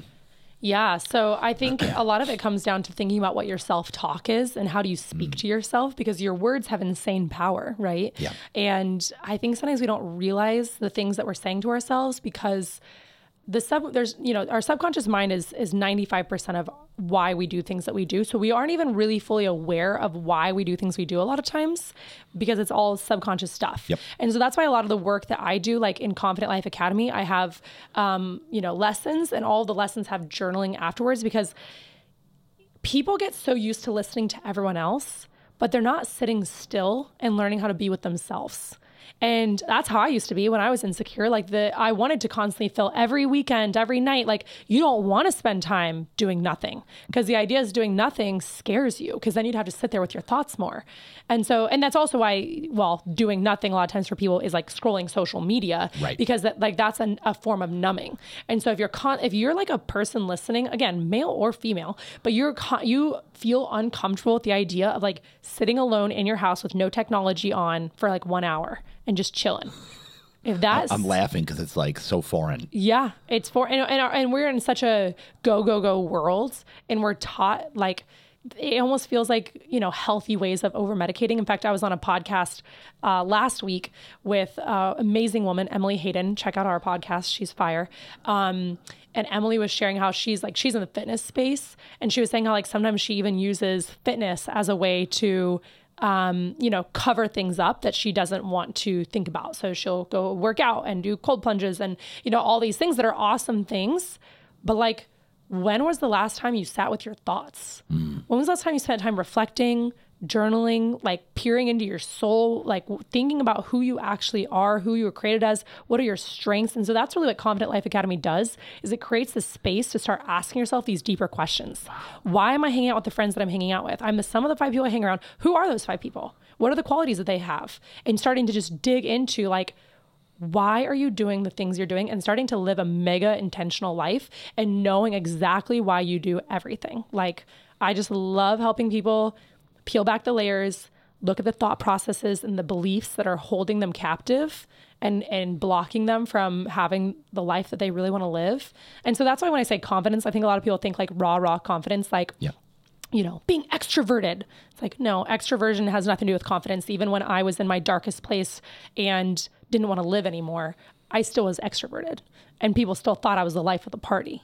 So you could be the life of the party, you can have a big smile on your face, you can look beautiful, you can have it all together on the outside, but that doesn't tell me what's happening on the inside. And I know that because I was that girl. Okay, so now that you brought that up, get into that story. Yeah. So basically, like kind of going back to what I foreshadowed to a few minutes ago, when we moved from New York to Colorado at 13, that was definitely really pivotal for me. And I had a really hard time with that move, because I think, there was a lot of like limiting beliefs that were already planted. And then, we have confirmation bias. So we look for ways to constantly confirm the beliefs that we have. And so some of my beliefs, because I was homeschooled and I didn't feel like I belonged with the homeschoolers. I went to public school. I didn't really feel like I was that much like the public schoolers. I go to church. I didn't feel like I was like the nice church girls, because, big personality. And I felt like everywhere I went, I felt like I didn't belong. So I started telling myself that as my story, like I don't belong. And when you start saying that to yourself, you start to look for ways to see that that's true. So like you're literally trying to not belong. So I would go places and like, instead of looking for all the ways we have similarities, I would look for all the ways that I'm different than them. I'd be like, oh, see, like they're prettier than me, or they're smarter than me, or they're this, and so I kept telling myself that I'm an outsider. And I have this actually on the back of my book, like some of the, I'm not enough. I don't deserve this. I'm not that smart. I'm not qualified. I'm unworthy. And those are some of the narratives that were in my mind, I think already based on just my own thoughts. I don't, it's not like you can't just like blame your parents for like your thought patterns. You know what I mean? Like I think like my shared about my parents' marriage a bit. I don't even really feel like that necessarily. I don't see necessarily a correlation of like me thinking these thoughts, because my parents were constantly telling me how smart I was. But like you could be a parent telling your kid how smart they are, but if they're like believing something otherwise, like, your parents, unfortunately, when you're young, you're like, oh, my parents don't know anything, and so you pay more attention to like what the kids at school say, or you pay more attention to what TV says, or what your teacher tells you, and your parents are like, oh, well, you're supposed to say that. Of course you think I'm smart and pretty and cool and stuff, So we moved to Colorado and I went back to public school. I was in 8th grade, and it was kind of around that time where I started to think darker thoughts, where I just was like, I don't want to be here. I was unhappy with the move. And just felt like I didn't belong anywhere I went. I think I just felt like, I think some of it was the big personality thing, like me being a big personality. Some of it's like, and this is like a whole interesting conversation in and of itself, but it's like, I think in certain ways, like I've had more masculine energy a lot of my life. Yeah. And so when I would be with a lot of women, like I would feel like there was something like almost wrong with me or something like that, because I didn't have as much maybe feminine energy as they had. But then like, you hang out with guys and you're like, okay, this is cool. But like, I also became aware pretty young that like most guys liked me and wanted to do things with me that weren't just friends. And so I think I started to be like, okay, like where do I fit in here? Where do I fit in? What does faith even mean? Because I was raised in a Christian home, right? But I'm like, I don't know. Like, I think I had a lot of lies around God not being like a good God. God is mean, or things like that. So it's really hard to say exactly where these thoughts came from. But basically, I started to think thoughts about how I like wanted to disappear. And I would think about like running away. And when I'd picture running away, I'd be like, okay, well, where would I go to? Like, we'll pack my bags. You see movies where people like run away from home. And I was like, I'll just run away from home. I think that's kind of where it first started. And then I started to think like, playing with thoughts of like, well, what if I just disappeared in general? And I kind of would think about, I almost think of Tom Sawyer or whatever, and he like fakes his own death or whatever. Yeah. And then he has a funeral and he watches the funeral. It was kind of like that, where I started like, I was like, well, what if I like disappeared and people thought I had died? And I like would have like, like the people you see like missing people on like a milk carton or something. Yeah. I would be like, maybe I'll be like a missing person on a milk carton or something. I don't know. It was weird. Like I just these thoughts of like disappearing and not being here. And then I started to picture my funeral on a regular basis. And I started to picture like how many people would come, and it would be really packed. And I picture everyone crying and missing me. And, it's kind of like an ego boost really, because of my low self-worth. It made me feel like I was more loved. Like it was a way of me feeling like everyone actually really loves me. Which is sad, because a lot of people really did love me, but because I believed, and that goes back to like the self-love thing, is like, you can have love from everyone around you. Like my parents doting on me. I mean, kids at school did like me. I was pretty popular. Like I had plenty of love in my life, but because I didn't see it and because I didn't receive it. And same with really coming back to God, like God can give you all the love, that he wants to give you. But if you don't receive love from him, receive love from yourself, and learn how to receive the love from others, like you're never going to feel loved, because you're telling yourself like, I'm not worth this, and people don't actually like me. Like you're creating your own reality with your thoughts. And that's what I was doing. And so pictured the funeral over and over and over again, and would always feel really good to picture that. And I think it was around that time where I started to like play around with thoughts of self-harm. Started to picture like cutting myself. And sometimes I would like, think about doing it. Like I would take my fingernail sometimes and start to do it. And then I would start to think about like, how would I kill myself, and what would be the best way to go out? And would it, we had guns in our house. So I'd think, okay, I could use one of the guns, or pills, and I would play with those types of thoughts. And so I think that that's probably called like passively suicidal, because I never like actually really took action on any of it. And I think because I was a Christian, I would be like, well, God would be really mad at me if I did that. And like, is that a sin? And like, would I go to hell if I kill myself? So I'd be like, maybe I shouldn't kill myself, but maybe I could die of a natural cause. And yeah, what's so crazy about these thoughts is like, these are like the thoughts that I would ruminate on like late at night, like it wasn't even super conscious because I journaled a lot during that time, but I never journaled any of these thoughts out. Wow. Yeah, I was like literally just like floating around in the back of my mind. And I didn't think about it all day, every day. You know, it was just like some days I would think about it, some days I wouldn't. But I started to believe that I was supposed to die from a natural cause. I believed I was supposed to die of a car accident. And so I thought that the car accident would probably happen sometime like in my early to mid 20s. And I would just visualize the car accident all the time. And a lot of times when I would drive, I would visualize the car accident. I'd be like, is today the day? And I would visualize myself going off the road, turning over. Like I would visualize it all a lot. Yeah. And so I actually had thoughts like that from about, again, it's hard for me to know exactly when they started, but 13, 14 or 15, somewhere kind of in those early teenage years. And then I believed that until I was 22. Wow. Yeah. So for 8 years. And so, it really did, it blocked me from like living a life of purpose, obviously, because like, why would you ever take action on your life if you really just are like believing you're supposed to die? And so it's kind of like the constant angel and devil on the shoulders, where like an angel would be like, you could do something big and meaningful. And like, I'd start to have like a big dream, and then I would immediately just be like, yeah, but you're going to die young. So what's the point? And so that was like my thought process for a long time. And, I went to college and I went through the motions, and I didn't tell too many people. And if I did tell people, they would like freak out. That's what I was going to ask you. Yeah. Did you tell anybody this stuff? Yeah. I told that 6-year boyfriend, and like, I have to understand that like, it's a hard thing to hear. And if you don't know how to like deal, like, my boyfriend who's like 19 or whatever, he's not a therapist. So he was just like, oh my gosh, like don't think that thought, like never think that thought. That's horrible. And I was like, yeah, cool. Totally. Really bad. Shouldn't think about that. But obviously like that doesn't like heal the mind. And then I told one of my best friends, and I don't know if she would even remember this because we were like out drinking, and I told her, and she was like, yeah, one of our really good friends growing up thought that he was going to die young, and then he did.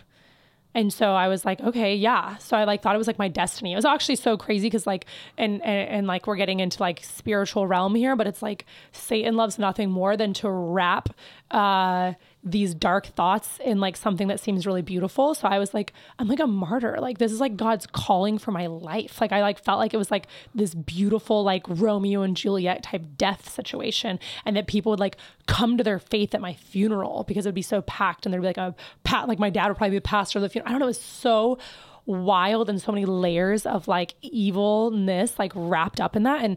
And the craziest part, JD, is that I actually share this story quite often. I share it almost every podcast that I get a chance to, because the more I share it, the more I get reached out to people that tell me that they've had the same thoughts their whole life. And it's wild to me how many people have reached out to me and said, I've had that thought my whole life that I'm supposed to die young. Sometimes people think it's cancer. Sometimes they think it's something else. And they're like, but I've never told a single person. And so I know that there's like, this is a more common fear than we might think. And I think especially it attaches onto people who are called to really big things, because I think the bigger your calling, the bigger your purpose, then the more, darkness wants to diminish you and make you like not have that power. Right. Yeah. And so yeah, if you're someone who's listening right now and you've had these type of thoughts, just like one, know that you're not alone. You're not crazy. And two, know that they are lies. And of course, like reach out. You can feel free to reach out to me. I'm not a therapist or anything like that. So I also would recommend you to reach out and get, a therapist and get real like mental health help. But for me, how I was able to break free from that lie is that and the other thing I'll say is I've shared this on podcasts before, and I've literally had podcast hosts start crying because they actually currently believe the lie, and then they'll cut that part out of the podcast numerous times. Mm-hmm. This story. Yep. Oh my God. So even people who are like crushing it, people who seem like they have it all together, like have some of these types of like crazy, and we call them crazy thoughts, like, oh, I'm so crazy. And so that's why no one tells anyone, because they're like, I don't want to be a crazy person, and so there's so much shame and so much like horrible stuff wrapped up into this conversation. And so it really makes me sad. And that's why like I want to bring it to light and help people know they're not alone and they're not crazy. And I think releasing that like craziness or whatever and releasing that shame is like half of the healing in and of itself, is being like, okay, wait, Janelle feels like that? Like, that's how I felt. I can't believe Janelle feels like that. Like, or had felt like that, I should say, past tense. And then I've also had numerous healers say, like, I used to know someone who thought they were going to die young and then they did. And I think what's so crazy is I think that because our thoughts become self-fulfilling prophecies, Yes. I do sometimes wonder if I were to have continued to believe that for much longer. You know, if you visualize a car accident every single day, it's hard for me to think, like, I believe in the power of visualization. I believe in the power of the mind. If you're constantly creating that reality for yourself, I don't know, it scares me to think about what might have actually happened to my life if I continued down that thought pattern. And so, yeah, I told a few people along the way. Most people didn't know how to properly react, but the one couple that I told that were my mentors from church, I was 22, about to graduate college. And it was the husband, that his name was Kevin. He actually had the same lie. And he said, do you picture your funeral? Do you picture all that? Like, and I was like, yes, exactly. And he's like, I used to have that too. And that is a lie from Satan to keep you small and have you never plan your life, and so that you never step into the God-given purpose that you have, and you have a big impact set on your life. And so, like, you're actually dangerous to darkness. Yes. Like, you know, and again, I know not everyone here probably that's listening, I get you might not believe in all this stuff. It's totally cool. Like, respect whatever faith or whatever you believe in. And, you know, I talk about this in my book too. I kind of share the intricacies of this story. And not everyone, I know not everyone also, I hope no one listening is struggling with any of these types of thoughts, of course. But I think that, like, the human condition, a lot of people are playing their lives the way that I was playing my life, where they're just spinning their wheels waiting till death. Yeah. So whether you're having the lie, like, intensely the way I did, where you think you're meant to die young, or if you simply, you know, you're just, oh, I don't really matter that much. Well, like, you know, like, whatever, and just kind of like living a laissez-faire life where you're like never giving yourself permission to step into a purpose, both are equally as dangerous, because both are hamster wheels where you're just waiting till death comes because you're not believing that your life actually matters. So anyway, I tell this couple, the husband is like, oh my gosh, this. He says all that. And all of a sudden, kind of like, for whatever weird reason, like, when he said it, it just felt like, I was like, wait, you're right. Like, I am called to something really meaningful, and, like, I am called to something big, and I actually can help people. And, like, of course, like, Satan would want nothing more than for me to be dead, you know, because I'm lethal. Like, and so all of a sudden it was like, whoa, like, and that's why it made sense, like, the whole angel devil conversation all the time on my shoulders of, like, you could do something awesome. No, you can't. I could do something awesome. No, you can't. And, like, that constant voice telling me, no, you can't, no, you can't, no, you can't, no, you can't. And, so yeah, they prayed over me that night.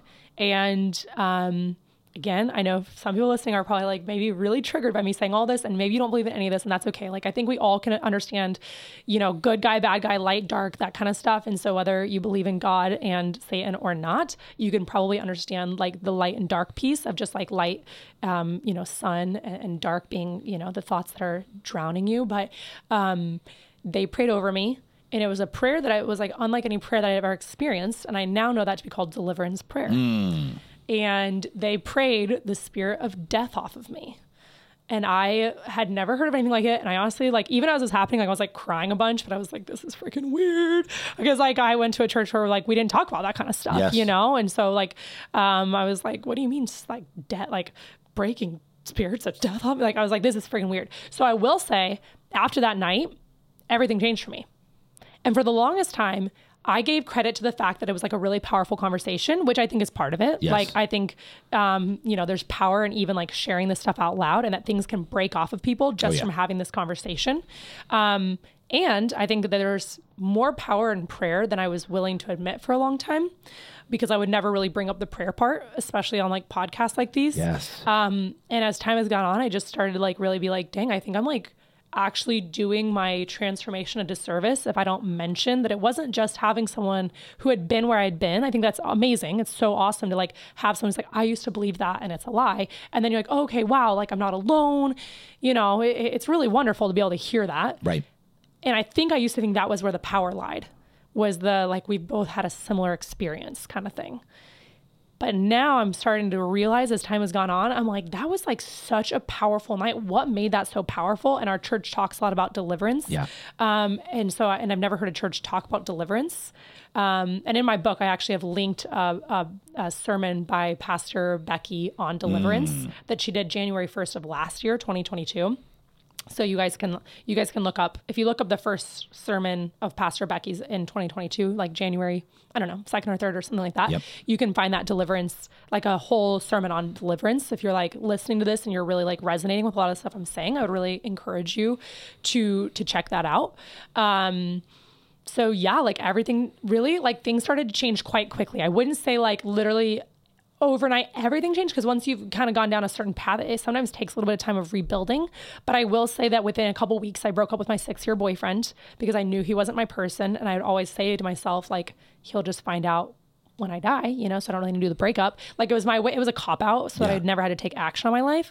And so within 2 years, that's when I, broke up with him, quit my job at the tech company, moved to California, started my own business. I guess actually the business was on the 3rd year. So within 3 years, my life fully transformed and flipped upside down.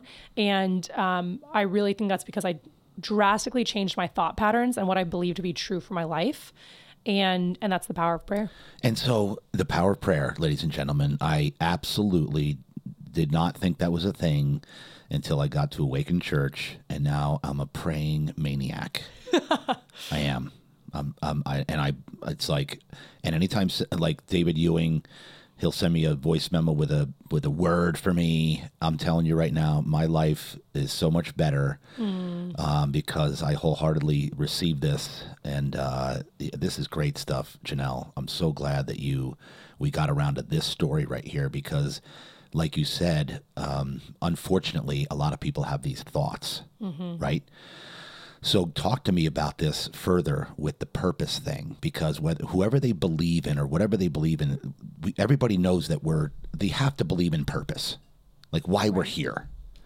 And you said it right there when you were talking about it, how, you know, people, even though they're not having those actual thoughts of them dying, their funeral, they're just spinning their wheels their entire life until they die. And I talk about that a lot. Like literally doing everything that they were supposed to do. I need to go to school. I need to get a job. I need to pay my taxes, get married, have the kids, and then die. Yeah. Seriously. I know. And not really actually make a mark, other than with your family. Of course, having children is a major thing, but not actually stepping into the calling of why you were put here. So go further with that, like how important, like the confidence in what your business is all about, like building confidence in, like, let's say the women, about having a purpose, knowing that they're not just here to be silent, to be quiet. So go further on that. I love this. Yeah. I love the purpose thing here. Yeah.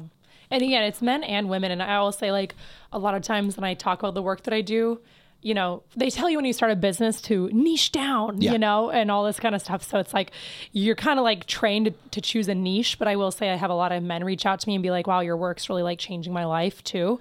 So I think it's, you know, I always want to make sure that men feel included in the conversation because totally it's like right. Dark thoughts. Purpose is purpose. Yeah, purpose is purpose. Yeah. Dark thoughts or ruminating thoughts, intrusive thoughts, like having these thoughts where you're like beating yourself up, like that very much applies to men too. And absolutely. You know, I just never want to exclude men, like, because I think that, you know, kind of like thinking about toxic masculinity is like basically telling men like that they wouldn't have those type of thoughts, or that they like, and I'm not saying you're saying that. I'm just trying to make sure I'm being really intentional. Absolutely. That the men listening are like, especially because there might be men listening who have a similar story to me with like really dark thoughts or something. And I just don't want you to think like, oh, okay, well, women are meant to go get help for that kind of thing, but men aren't. And I know the world is definitely changing, where it's becoming more normal for men to go to therapy or men to be talking about their emotions and feelings. I just really want to like continue to instill that, and that's like such an attractive thing. That was actually one of the things on my list, was that I would attract an emotionally in tune, like a high EQ kind of guy, because EQ I think is like everything, and knowing your emotions and knowing your thoughts. And so yeah, to go further into that, I think there's healing available for every single person when it comes to your thought patterns. And that's why I call it a confidence muscle. It's just like the gym, that it's a continual, like it takes time, it takes energy.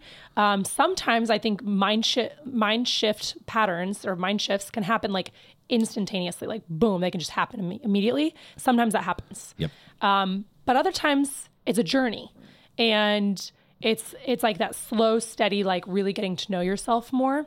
And so one thing I often like to share on podcasts is if you're the kind of person who maybe you listen to a lot of podcasts, maybe you go to a lot of personal development conferences and you're all about like Tony Robbins and all this stuff, which I am too, but you got to think about how often are you letting yourself, it kind of goes back to like being with yourself and being with your thoughts, because I think the best way to start retraining your thoughts is to be with your thoughts. So you can't just sit here and listen to me and listen to JD and keep listening. And then this podcast ends and then you listen to the next podcast, then you listen like, yes, these things are good. And I do believe in putting these things in your mind because obviously the daily renewing of your mind, you do want to listen to podcasts and music. And, you know, of course, I believe in going to church. Like you want to be doing these things. And I do think that there's people who are like personal development junkies. And it's interesting because I'll sometimes watch like they seem to know so much more than I do when it comes to all personal development things. But I look at their life and I look at the fruit in their life and I'm like, you don't really seem like I don't want to be like you. That's for sure. Like, I don't see you as a successful person. No offense, but like love for you, but just don't be like you. Not great relationships. Yeah. Not great relationships, might not be successful in their career. You know, maybe they talk about a lot of things that they never do any of the things they talk about.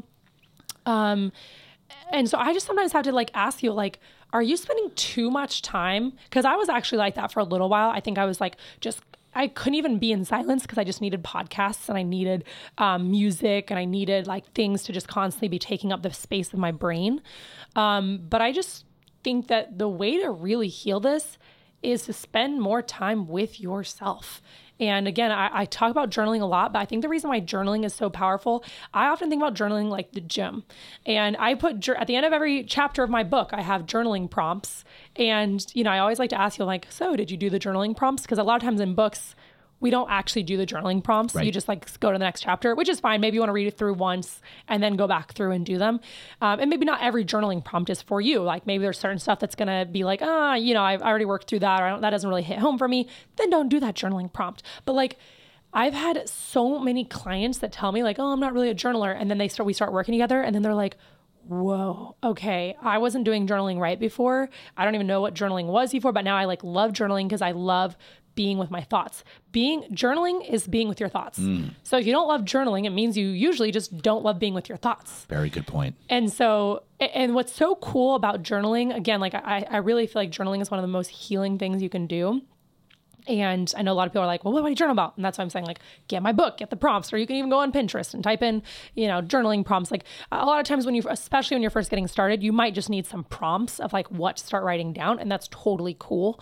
Okay, I think I have two different thoughts that I'm trying to finish. One, it's like the gym where sometimes you don't feel like doing it. Sometimes I'm like, I should journal. And I can tell when I need a journal if I've been feeling kind of anxious and I've been feeling kind of like low level irritation in life, or I've been feeling a little like antsy or like on edge, like a little bit of that on edgeness in your life. Like if you're kind of feeling that low level on edgeness, it's like a warning sign, like a yellow flag of like, you gotta slow down. You gotta be with yourself. You gotta, you know, get back to like, because we live in such a hustle and grind world, such a mentality of go, go, go. Like this is like a yellow flag, but you might not want to. Like just like the gym, sometimes you don't want to go to the gym and you're like, oh, it's like the literal last thing I want to do. But you always feel good after you do it. That's how journaling is. Like you might not feel like doing it, but I guarantee you set a timer on your phone for 30 minutes. This is what I do a lot of times. Set a timer for 30 minutes. I'm not allowed to look at my phone or any technology for 30 minutes. And I'm just going to start writing on this piece of paper. And start writing some of my feelings. How have I been feeling lately? Kind of a check-in with myself. It's like give me some examples. Like, or give some examples. Like, how you're feeling, how you're. Yeah, like I think like a lot of times I'll write down like my fears, my limiting beliefs. You know, I actually have a free workbook that we can link in the show notes. But it's a confidence workbook, and it's all about, it guides you through your limiting beliefs. And so I think for me, I'm always thinking about what are my thoughts that are holding me back. So a lot of times I'll sit down and I'll be like, even on the airplane. A couple days ago, I was flying back from Vegas and I was like thinking about some of my limiting beliefs that I'm wrestling with right now. Cause you know, like you get to this new place in life where a lot of the old things no longer, you know, are impacting you, but then new things come up, you know? And so I was like, what are some of the limiting beliefs I'm wrestling with right now? And so I wrote out one, like limiting belief, number one, like one that I'm working to overcome right now is like entrepreneurship is hard. I guess I get so sick of hearing myself talk about how hard things are. And I guess it kind of goes back to the marriage thing, but I overcame that one. And now I have this amazing marriage that I really love. And I don't think marriage is that hard. It's actually just so much fun. And so I was like, why? It's like, and so I dig into that. Like, and one way you could do it is like I've heard this called like 5 whys. So then you could write out your limiting belief and be like, okay, well, why do I think that? And so I'm like, well, maybe I'm using that as a way to like feed my ego to be like, oh, woe is me. Like, I work so hard on my business, and like, so that's so hard. And like, maybe I like, like to look at corporate people sometimes like, oh, you have no idea how easy your life is, and like use it as a way to like make myself feel better about myself or something. I'm like, that's so stupid. Like, I'm like, entrepreneurship's amazing. Why am I like repeating? And I know it's amazing, but again, you start to become aware of your like you start to really pay attention to split second thoughts that pop in your mind. And you're like, whoa, what did I just think there? Ooh, that was interesting that I just had that thought. Huh. Okay. Let's write that one down. Because then when you write it down, you're facing it head on instead of like, if it's just floating around in your mind, it's like non-tangible. And then when you write it down, it really does lose some of its power. And I've had so many clients, I mean, hundreds. I do this for every time I speak. So I've actually had thousands upon thousands of people do the workbook that I'm offering here for free. But you start to just become so aware of your thoughts. And it's a really beautiful thing because once you're aware, that's the first step, right? That's how you're going to be able to actually change the thought. And remember, when you change your thoughts, you change your actions, and then you change your results. So you'll start to get a new results. So it really does start with sitting with yourself and be like, what are the thoughts I've been having lately? What are the limiting beliefs? What are the mean things I've been saying to myself? What are the fears that have been popping up? Like we all have them, And you know what? This is I love this topic so much. I really do, because as you're talking, I'm just thinking about myself and my life. Like, I don't have like 1 second where I'm by myself with my own thoughts. I don't. I'm always doing something from the time the bell rings in the morning till I go to bed at night. That's nonstop. And I always think about, other than, so even now I do a sauna. I'm in my sauna. We have a sauna in our house. I do one every night. Yeah. That's my opportunity. But now I'm doing conference calls. Now because I'm my accountability guys with Pathfinders. My only time I can call them is my sauna time. Right? So I need to work on this. Yeah. Right? Yeah. Why? Like why do you think it would be me, powerful for you personally? I just think that everything you're saying, I believe in, like growing and realizing I still have limited beliefs. Right? Yeah. But I think I'm just kind of shoving them to the side and moving forward through the grind. Mm-hmm. And, but it's like, but I think about it, like writing in a journal for me, I cringe when I hear that. Seriously. Perfect. You're like all I clients. cringe. Can I talk into it? Is that the same thing as journaling? I actually have to write it. I have to write it. I think, right. That's what a journal is, JD. Yeah. And I think, again, pen and paper, like I'm also, I don't know, I'm a little bit of like a hippie, I guess, but I just think about like history and that like for thousands of years, we've been like using our hands and like even, again, I'm no history buff or anything like that, but I'm like, even like in caves, they were drawing things like with their hands and rock on rock, or I don't even know, fire, maybe a stick that you put in the fire and then I don't even know. Yeah. But, and then it was like the quill and so I just think there's something like therapeutic that even like our phones can't fully do for us because of with our thumbs like moving like that and then being distracted because maybe you start writing out on your phone, but then you get a notification pop up and you're like, oh cool, like so-and-so texted me, and then off you go. Yeah. And so I just like, I love getting back to kind of like the olden days and just being like, I'm all about the tech. Obviously, I have like a huge, big social media following. I'm on TikTok, all these things. So I love social media. I love the phone. I don't have like a flip phone and I'm like, oh, I'm against having phones. But I'm just like, gosh, we weren't really made to be on our phones as much as we were. And you just look at history. You look at cavemen, cavewomen, you look at the 1800s, whatever. Like, I don't even know what time period you want to go to, but like, we really weren't made to just be on technology and to be constantly having these hits of dopamine that are coming from our phones and from external things. And so it's like, how can you find that internally? Like, how can you give yourself that like hit of dopamine? How can you give yourself that validation? How can you give yourself that time? And like, it's really a gift to give it to yourself. Just like you would spend quality time with a loved one, spend some quality time with yourself. It's so profound. It really is. I'm totally buying all of this because I know how important it is. It's just so hard to, and there's a limiting belief. It's so hard to do. Yeah. And listen, you're talking to old school here. You saw my desk. Did you notice I have a desk calendar on my desk? I did. I looked at that. I was like, huh, but I was like, that's cool. I like it. And I still get a day planner that I write in. Cool. See, I'm there. There you go. I'm there. You like pen and paper, actually. What am I talking about? It's not going to be hard for you. I'm journaling tonight, baby. Exactly. And you know what? I think also maybe 30 minutes sounds daunting. Maybe start with 5 or start with 10. You know what I mean? Like it's kind of like the gym. Sometimes if you think you have to go for like 60 to 90 minutes, you can trick yourself into being like, cool. I'll just go for 20 minutes. And like, maybe you will just go for 20 and that's cool. Cause at least 20 minutes is better than 0 minutes at the gym. Right. And that's perfectly like, sometimes that's your schedule. So you have 20 minutes to move your body. Yeah. And that's better than nothing. Exactly. And the same goes for journaling. Like, you know, maybe you can trick what I was going to say is sometimes you say, I'm just going to go for 20 minutes cause I don't want to go. And then you get there and you get in flow and you're like, let's go. And you're just like really loving it. And then you're there for like an hour and a half and you leave and you're like high on life. You're like, that was friggin' sick. And so journaling's like in a weird way, very similar. Like sometimes I don't want to. And I'm like, okay, just do one page, you know? And sometimes I just do the one page and I'm like, cool, that's all. And then I'm done. But sometimes I get one page and I'm like, oh, okay, there's stuff coming out here. And then like all of a sudden you're like, next page, your hand's cramping. You're like, whoa, like there is stuff that's like hidden inside of me, you know? I'm going to get with the workbook, right? Yeah. I'm going to get this workbook. I'm going to work on this. Yeah. I need to work on this. Let's go. I really do. Proud I need of you. to work on this. All right. So something you said earlier, I want to get on real quick. You had said you started therapy in your early 20s. Mm-hmm. Did you say that? Yeah. Right, you did. Yep. Talk to me about that. How did you get into therapy? Who referred you? Did you decide to do it on your own? How did that help you? Talk to me about therapy on how that worked. Yeah, let's see. I'm trying to remember. I think I was 22. It was actually, I think it was like pretty soon after actually that guy who I dated very quickly that kind of broke my heart. It was funny. It's like my only heartbreak because to be honest, I was always doing the heartbreaking. But hey. But anyway, that guy broke my heart. Thanks a lot.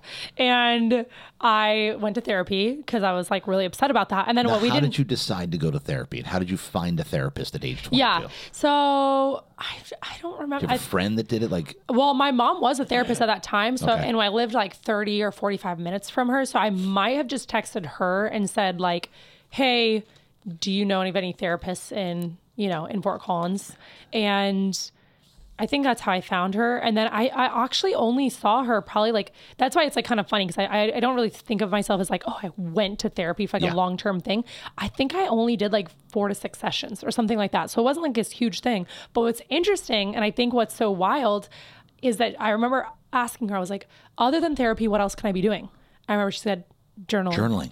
Yeah, that's my therapy. And I remember being like, okay. And I remember I would just go home and journal. And so I think I started to like, and I know therapists have a lot to offer, so I'm not trying to diminish therapists or even coaches. Obviously, I'm a coach. So it kind of depends on your style too, right? Like, but I remember I went with her and I think she would give me maybe some journaling homework or something. And then after going 4 or 6 times, I remember just being like, okay, cool, and feeling good. And then from there on out, I just like started, journaling more about the kind of like whenever things would come up. And then I actually did find a therapist out here in San Diego at one point. And she was kind of like a one-off session person. And I met her through my church. I had a friend at my church that I went to before Awaken. I had a friend who went to her and highly recommended her. And I went for one session. It was like a 2-hour session. It was or 3 hours. Like it's like really long where you like, she has like, don't put anything on either end. Like we're just going to be going really deep. And it was really interesting. It was a very specific kind of therapy. There was like a spiritual therapy, and tied to like the Holy Spirit. And so she would actually ask you certain questions and like press down on your arm. So you're holding your arm out for those who can't see me right now. And then like, she would like she would ask a question and then she would like press on the arm. And like, I don't even fully understand how this works. And I don't even remember what this type of therapy is called, but I remember being very interesting. Part of me was like, I don't know if this is real, but I got some really good stuff out of it. So I was like, maybe this is real. But she basically would be like, did it happen between the age of, 1 and 5? Did it happen? And like, she would ask, and like, if your arm went weak, she's like, okay, cool. So we're going to focus on between 11 and 14. And then she'd be like, so then she would dive into those and then to that time period. And then she'd ask more questions and like, she would press on your arm. And like, I think it's kind of like along the lines of like, if your subconscious mind is like lying, then your arm gets a little bit weaker. So she would be able to press it down more. But if your like subconscious mind was like telling the truth, then your arm was like stronger. I don't know. It was really interesting. So and I can't really speak much to it but I remember like a really powerful session and actually was dating someone that I was walking away. Like I wanted to walk away from that relationship. And it was like it was actually that night I went and broke up with him after that session. So I think sometimes I use like therapy and stuff like that to like, I think it's a blessing because I think I used it to like, either get over guys or to break up with guys and things like that. But a lot of times I ended up learning about my childhood and like my parents' marriage and the things that I'm, doing. And so yeah, I think I would say like if someone's looking, I do know, let's see, I have a resource in my book that is like a way to find a therapist in your area. And there's so many different, like you want to find someone who's like a specialist in what you're going for, I would say. And so look for a specialist and, you can, I think it's kind of like dating a little bit. Like you could go try a person out. And if you gelled well with them, like keep going. But if you like didn't love that session, I wouldn't say like, don't just write off therapy if you didn't like that one therapy session.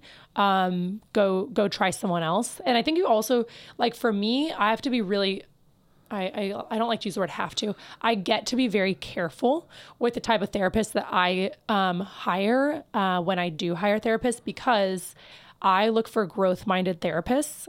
And there are times where I've worked with my clients in a coaching capacity, and they'll have more breakthrough in our 3 months of working together than they've had in 10 years with their therapist. Wow.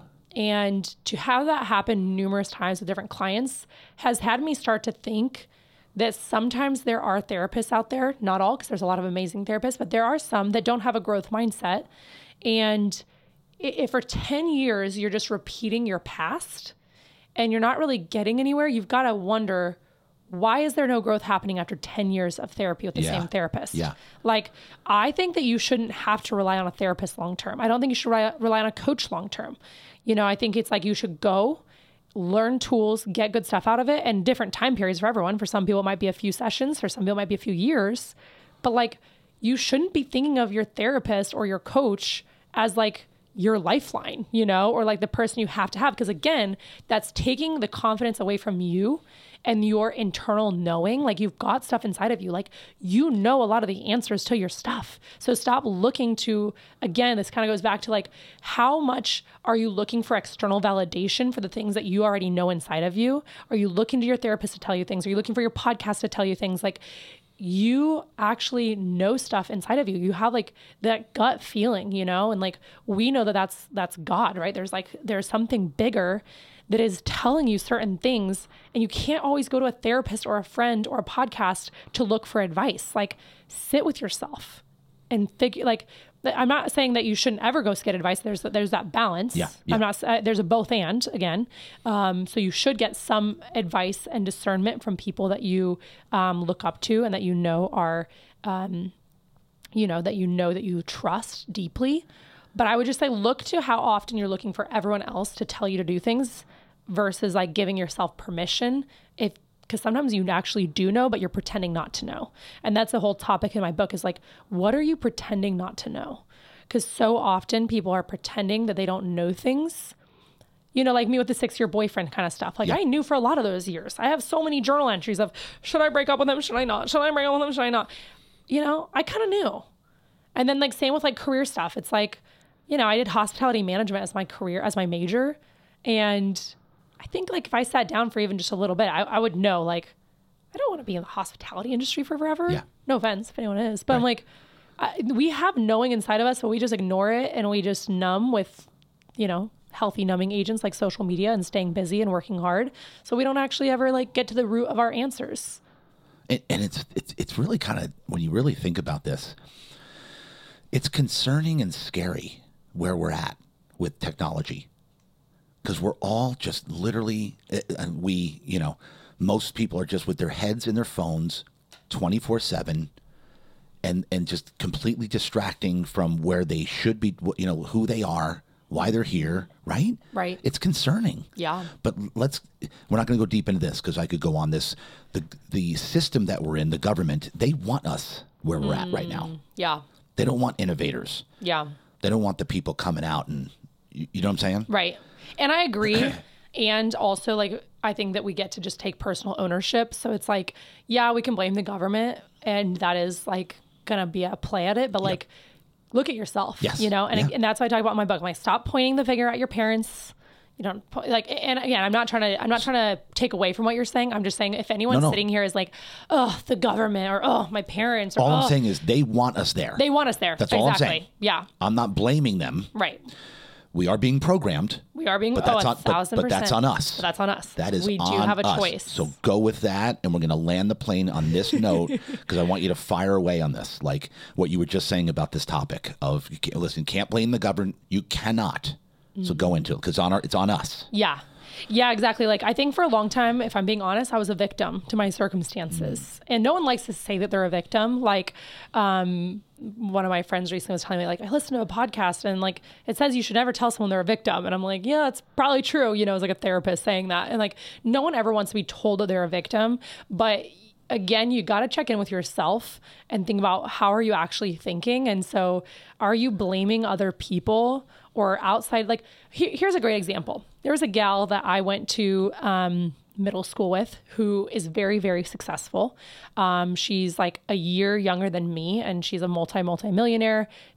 She came from a very wealthy family, but she didn't use any of their wealth to create her business.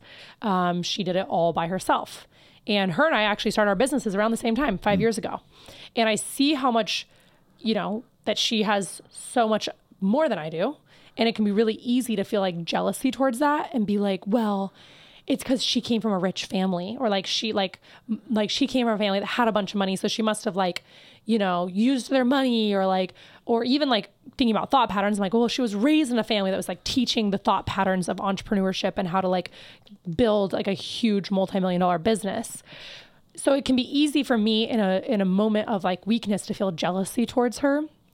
And to be like, gosh, like she just has it like so easy or something like that. And I think a lot of times as humans, we do that. We see someone who's more successful than us and we assume that maybe something was like given to them that wasn't given to us.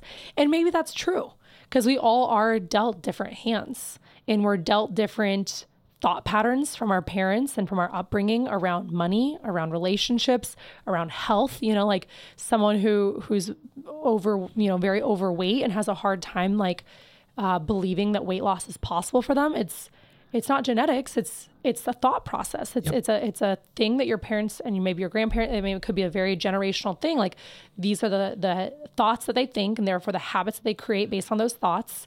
And then that's the result is, for a while there, maybe the inability to lose weight, right? Until you change your thought patterns. And so I just think it can be really easy to look at other people and be like, oh, they have it so easy. Like they had all the right circumstances and maybe they did, maybe they didn't, you don't really know. Yep. But if you're just constantly pointing the finger at other people and you're like, I could never have that because I wasn't given those same, dealt the same hand. That's a limiting belief. And that's you being a victim because anything's possible, right? Like there are so many people who have come from poverty or have come from horrible abusive relationships or alcoholic parents or whatever, you name, and they're wildly successful now and they've broken free from the patterns. They've broken free from the alcoholism and the being in abusive relationships, and they've found freedom and they've found a way to live that they're really proud of and they changed. So it's possible. And so one of the mantras that I constantly tell other people and I tell myself when I have moments where I see someone, I'm like, dang, like, damn, what do I want, and I just remind myself, if she can do it, so can I. If he can do it, so can I. If someone else has something that you want, it's possible for you too. There's something in you that gets to change, right? Kind of going back to that becoming. Who do you need to become in order to attract that new result into your life? Be that the weight loss, the money, the relationship. What thought patterns are holding you back? What limiting beliefs? How are you creating this as your reality? But if it's possible for someone else, it's possible for you. And so there's no need to be a victim. Yeah, it's very simple. And let me tell you, so many people pull the victim card and a lot of them don't even know it. Oh, exactly. They don't even realize That's why no one wants to be called a victim because they don't know that they're being a victim. And when you told them, that's like, that's the wrong thing to say. Yeah, they don't like, even no, realize it. It's kind of sad, but again, it's a part of programming, but you can break like you just said, and we'll wrap it up with that. If somebody else has had your circumstances, because a lot of people will blame their circumstances. Oh, my parents were whatever. They were abusive. They were this. And this terrible stuff. Believe me, I'm no judging. I haven't been there. Right. But at the end of the day, here's the bottom line. line. If somebody that has had your circumstances when they grew up, of how they were with their parents or whatever they've gone through, and they have become massively successful and lived out their purpose or living a fulfilled life, then, as you said, guess what? It can be done. Exactly. Right? Exactly. It can be done. All right. 1,000%. So Janelle, hit us with the book one more time. Hit us with the coaching. Hit us with the website. Tell everybody where they can find you. Get them everything, and we'll shut it down. Yeah. So my book is called Flex Your Confidence Muscle. Can be found on Amazon. Nice. Or Barnes and Noble, or really anywhere, Target, whatever, all those online. You can buy it on Kindle, or you can buy, the hard or the paperback. It's not on Audible yet, but that's going to happen this year. Nice. So excited for it to be on Audible, but yeah, right now, just get to actually read with your own eyeballs. And then you can go to my website, nextlevelconfident.com. And like I said, I speak for companies. So if anyone listening works at a company and you have, I like to speak for like sales kickoffs and do a lot of this mindset work with people in sales, especially because it's cool to watch like my clients' income double when I work with them, which is like real story of one of my clients. And so people, once you change your mind, you really can create new results. So anyway, if you work at a company that brings in speakers, I'd love to come in and speak, and you can reach out to me on my website, Next Level Confident. And then, if you're interested in really like diving in, I would say do Confident Life Academy. That's my new course that just launched actually 3 weeks ago. So it's brand new. Nice. Started at the beginning of 2023. And it's powerful. It's like everything that I've been doing for the last 5 years and coaching people on. And I actually sat down with my clients who have had the very best results. And I said, okay, here's the entire framework. Like, what am I missing? Like, what do I need to add in? And like, is this everything that we really covered in our one-on-one coaching? Because I wanted to make the one-on-one coaching more accessible for more people to be able to have that result and to have those breakthroughs. And you get a community along with it, which is amazing, because obviously it's not just about like doing the course all by yourself, but it's about like the people that you get to know in our community as well. So yeah, that's Confident Life Academy. And then if you're just like, I want to follow her on Instagram or TikTok, it's at Janelle Lynnae. And I'm all about the TikTok and Instagram life. Yes. So slide in my DMs. Let me know if you like listen to this and if it helps you. I always love hearing from people, and I'm sure you do. Oh yeah. You do too, JD. It's just like Totally. so fun to hear from you all. And thank you, JD, for having me. You have an amazing podcast here, and like, you're just such a natural at this. So thank you for honoring me and bringing me in here. And then, thank you for all the listeners. Thank you for spending time listening to this. It's like, your time is precious. Your time is valuable. So we don't take that lightly. So thank you for investing in yourself and investing in this time. And again, spend some time with yourself as well. I love it. So, and listen, it's been an absolute pleasure. And you know what? Confidence. Remember you said for sales, what's the number one thing in sales? It's confidence. Yep. And what's the number one thing in life? Confidence. I know, right? How are you going to attract that perfect mate?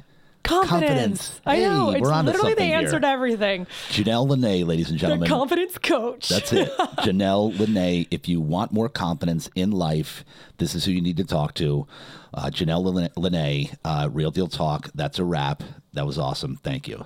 Let's go.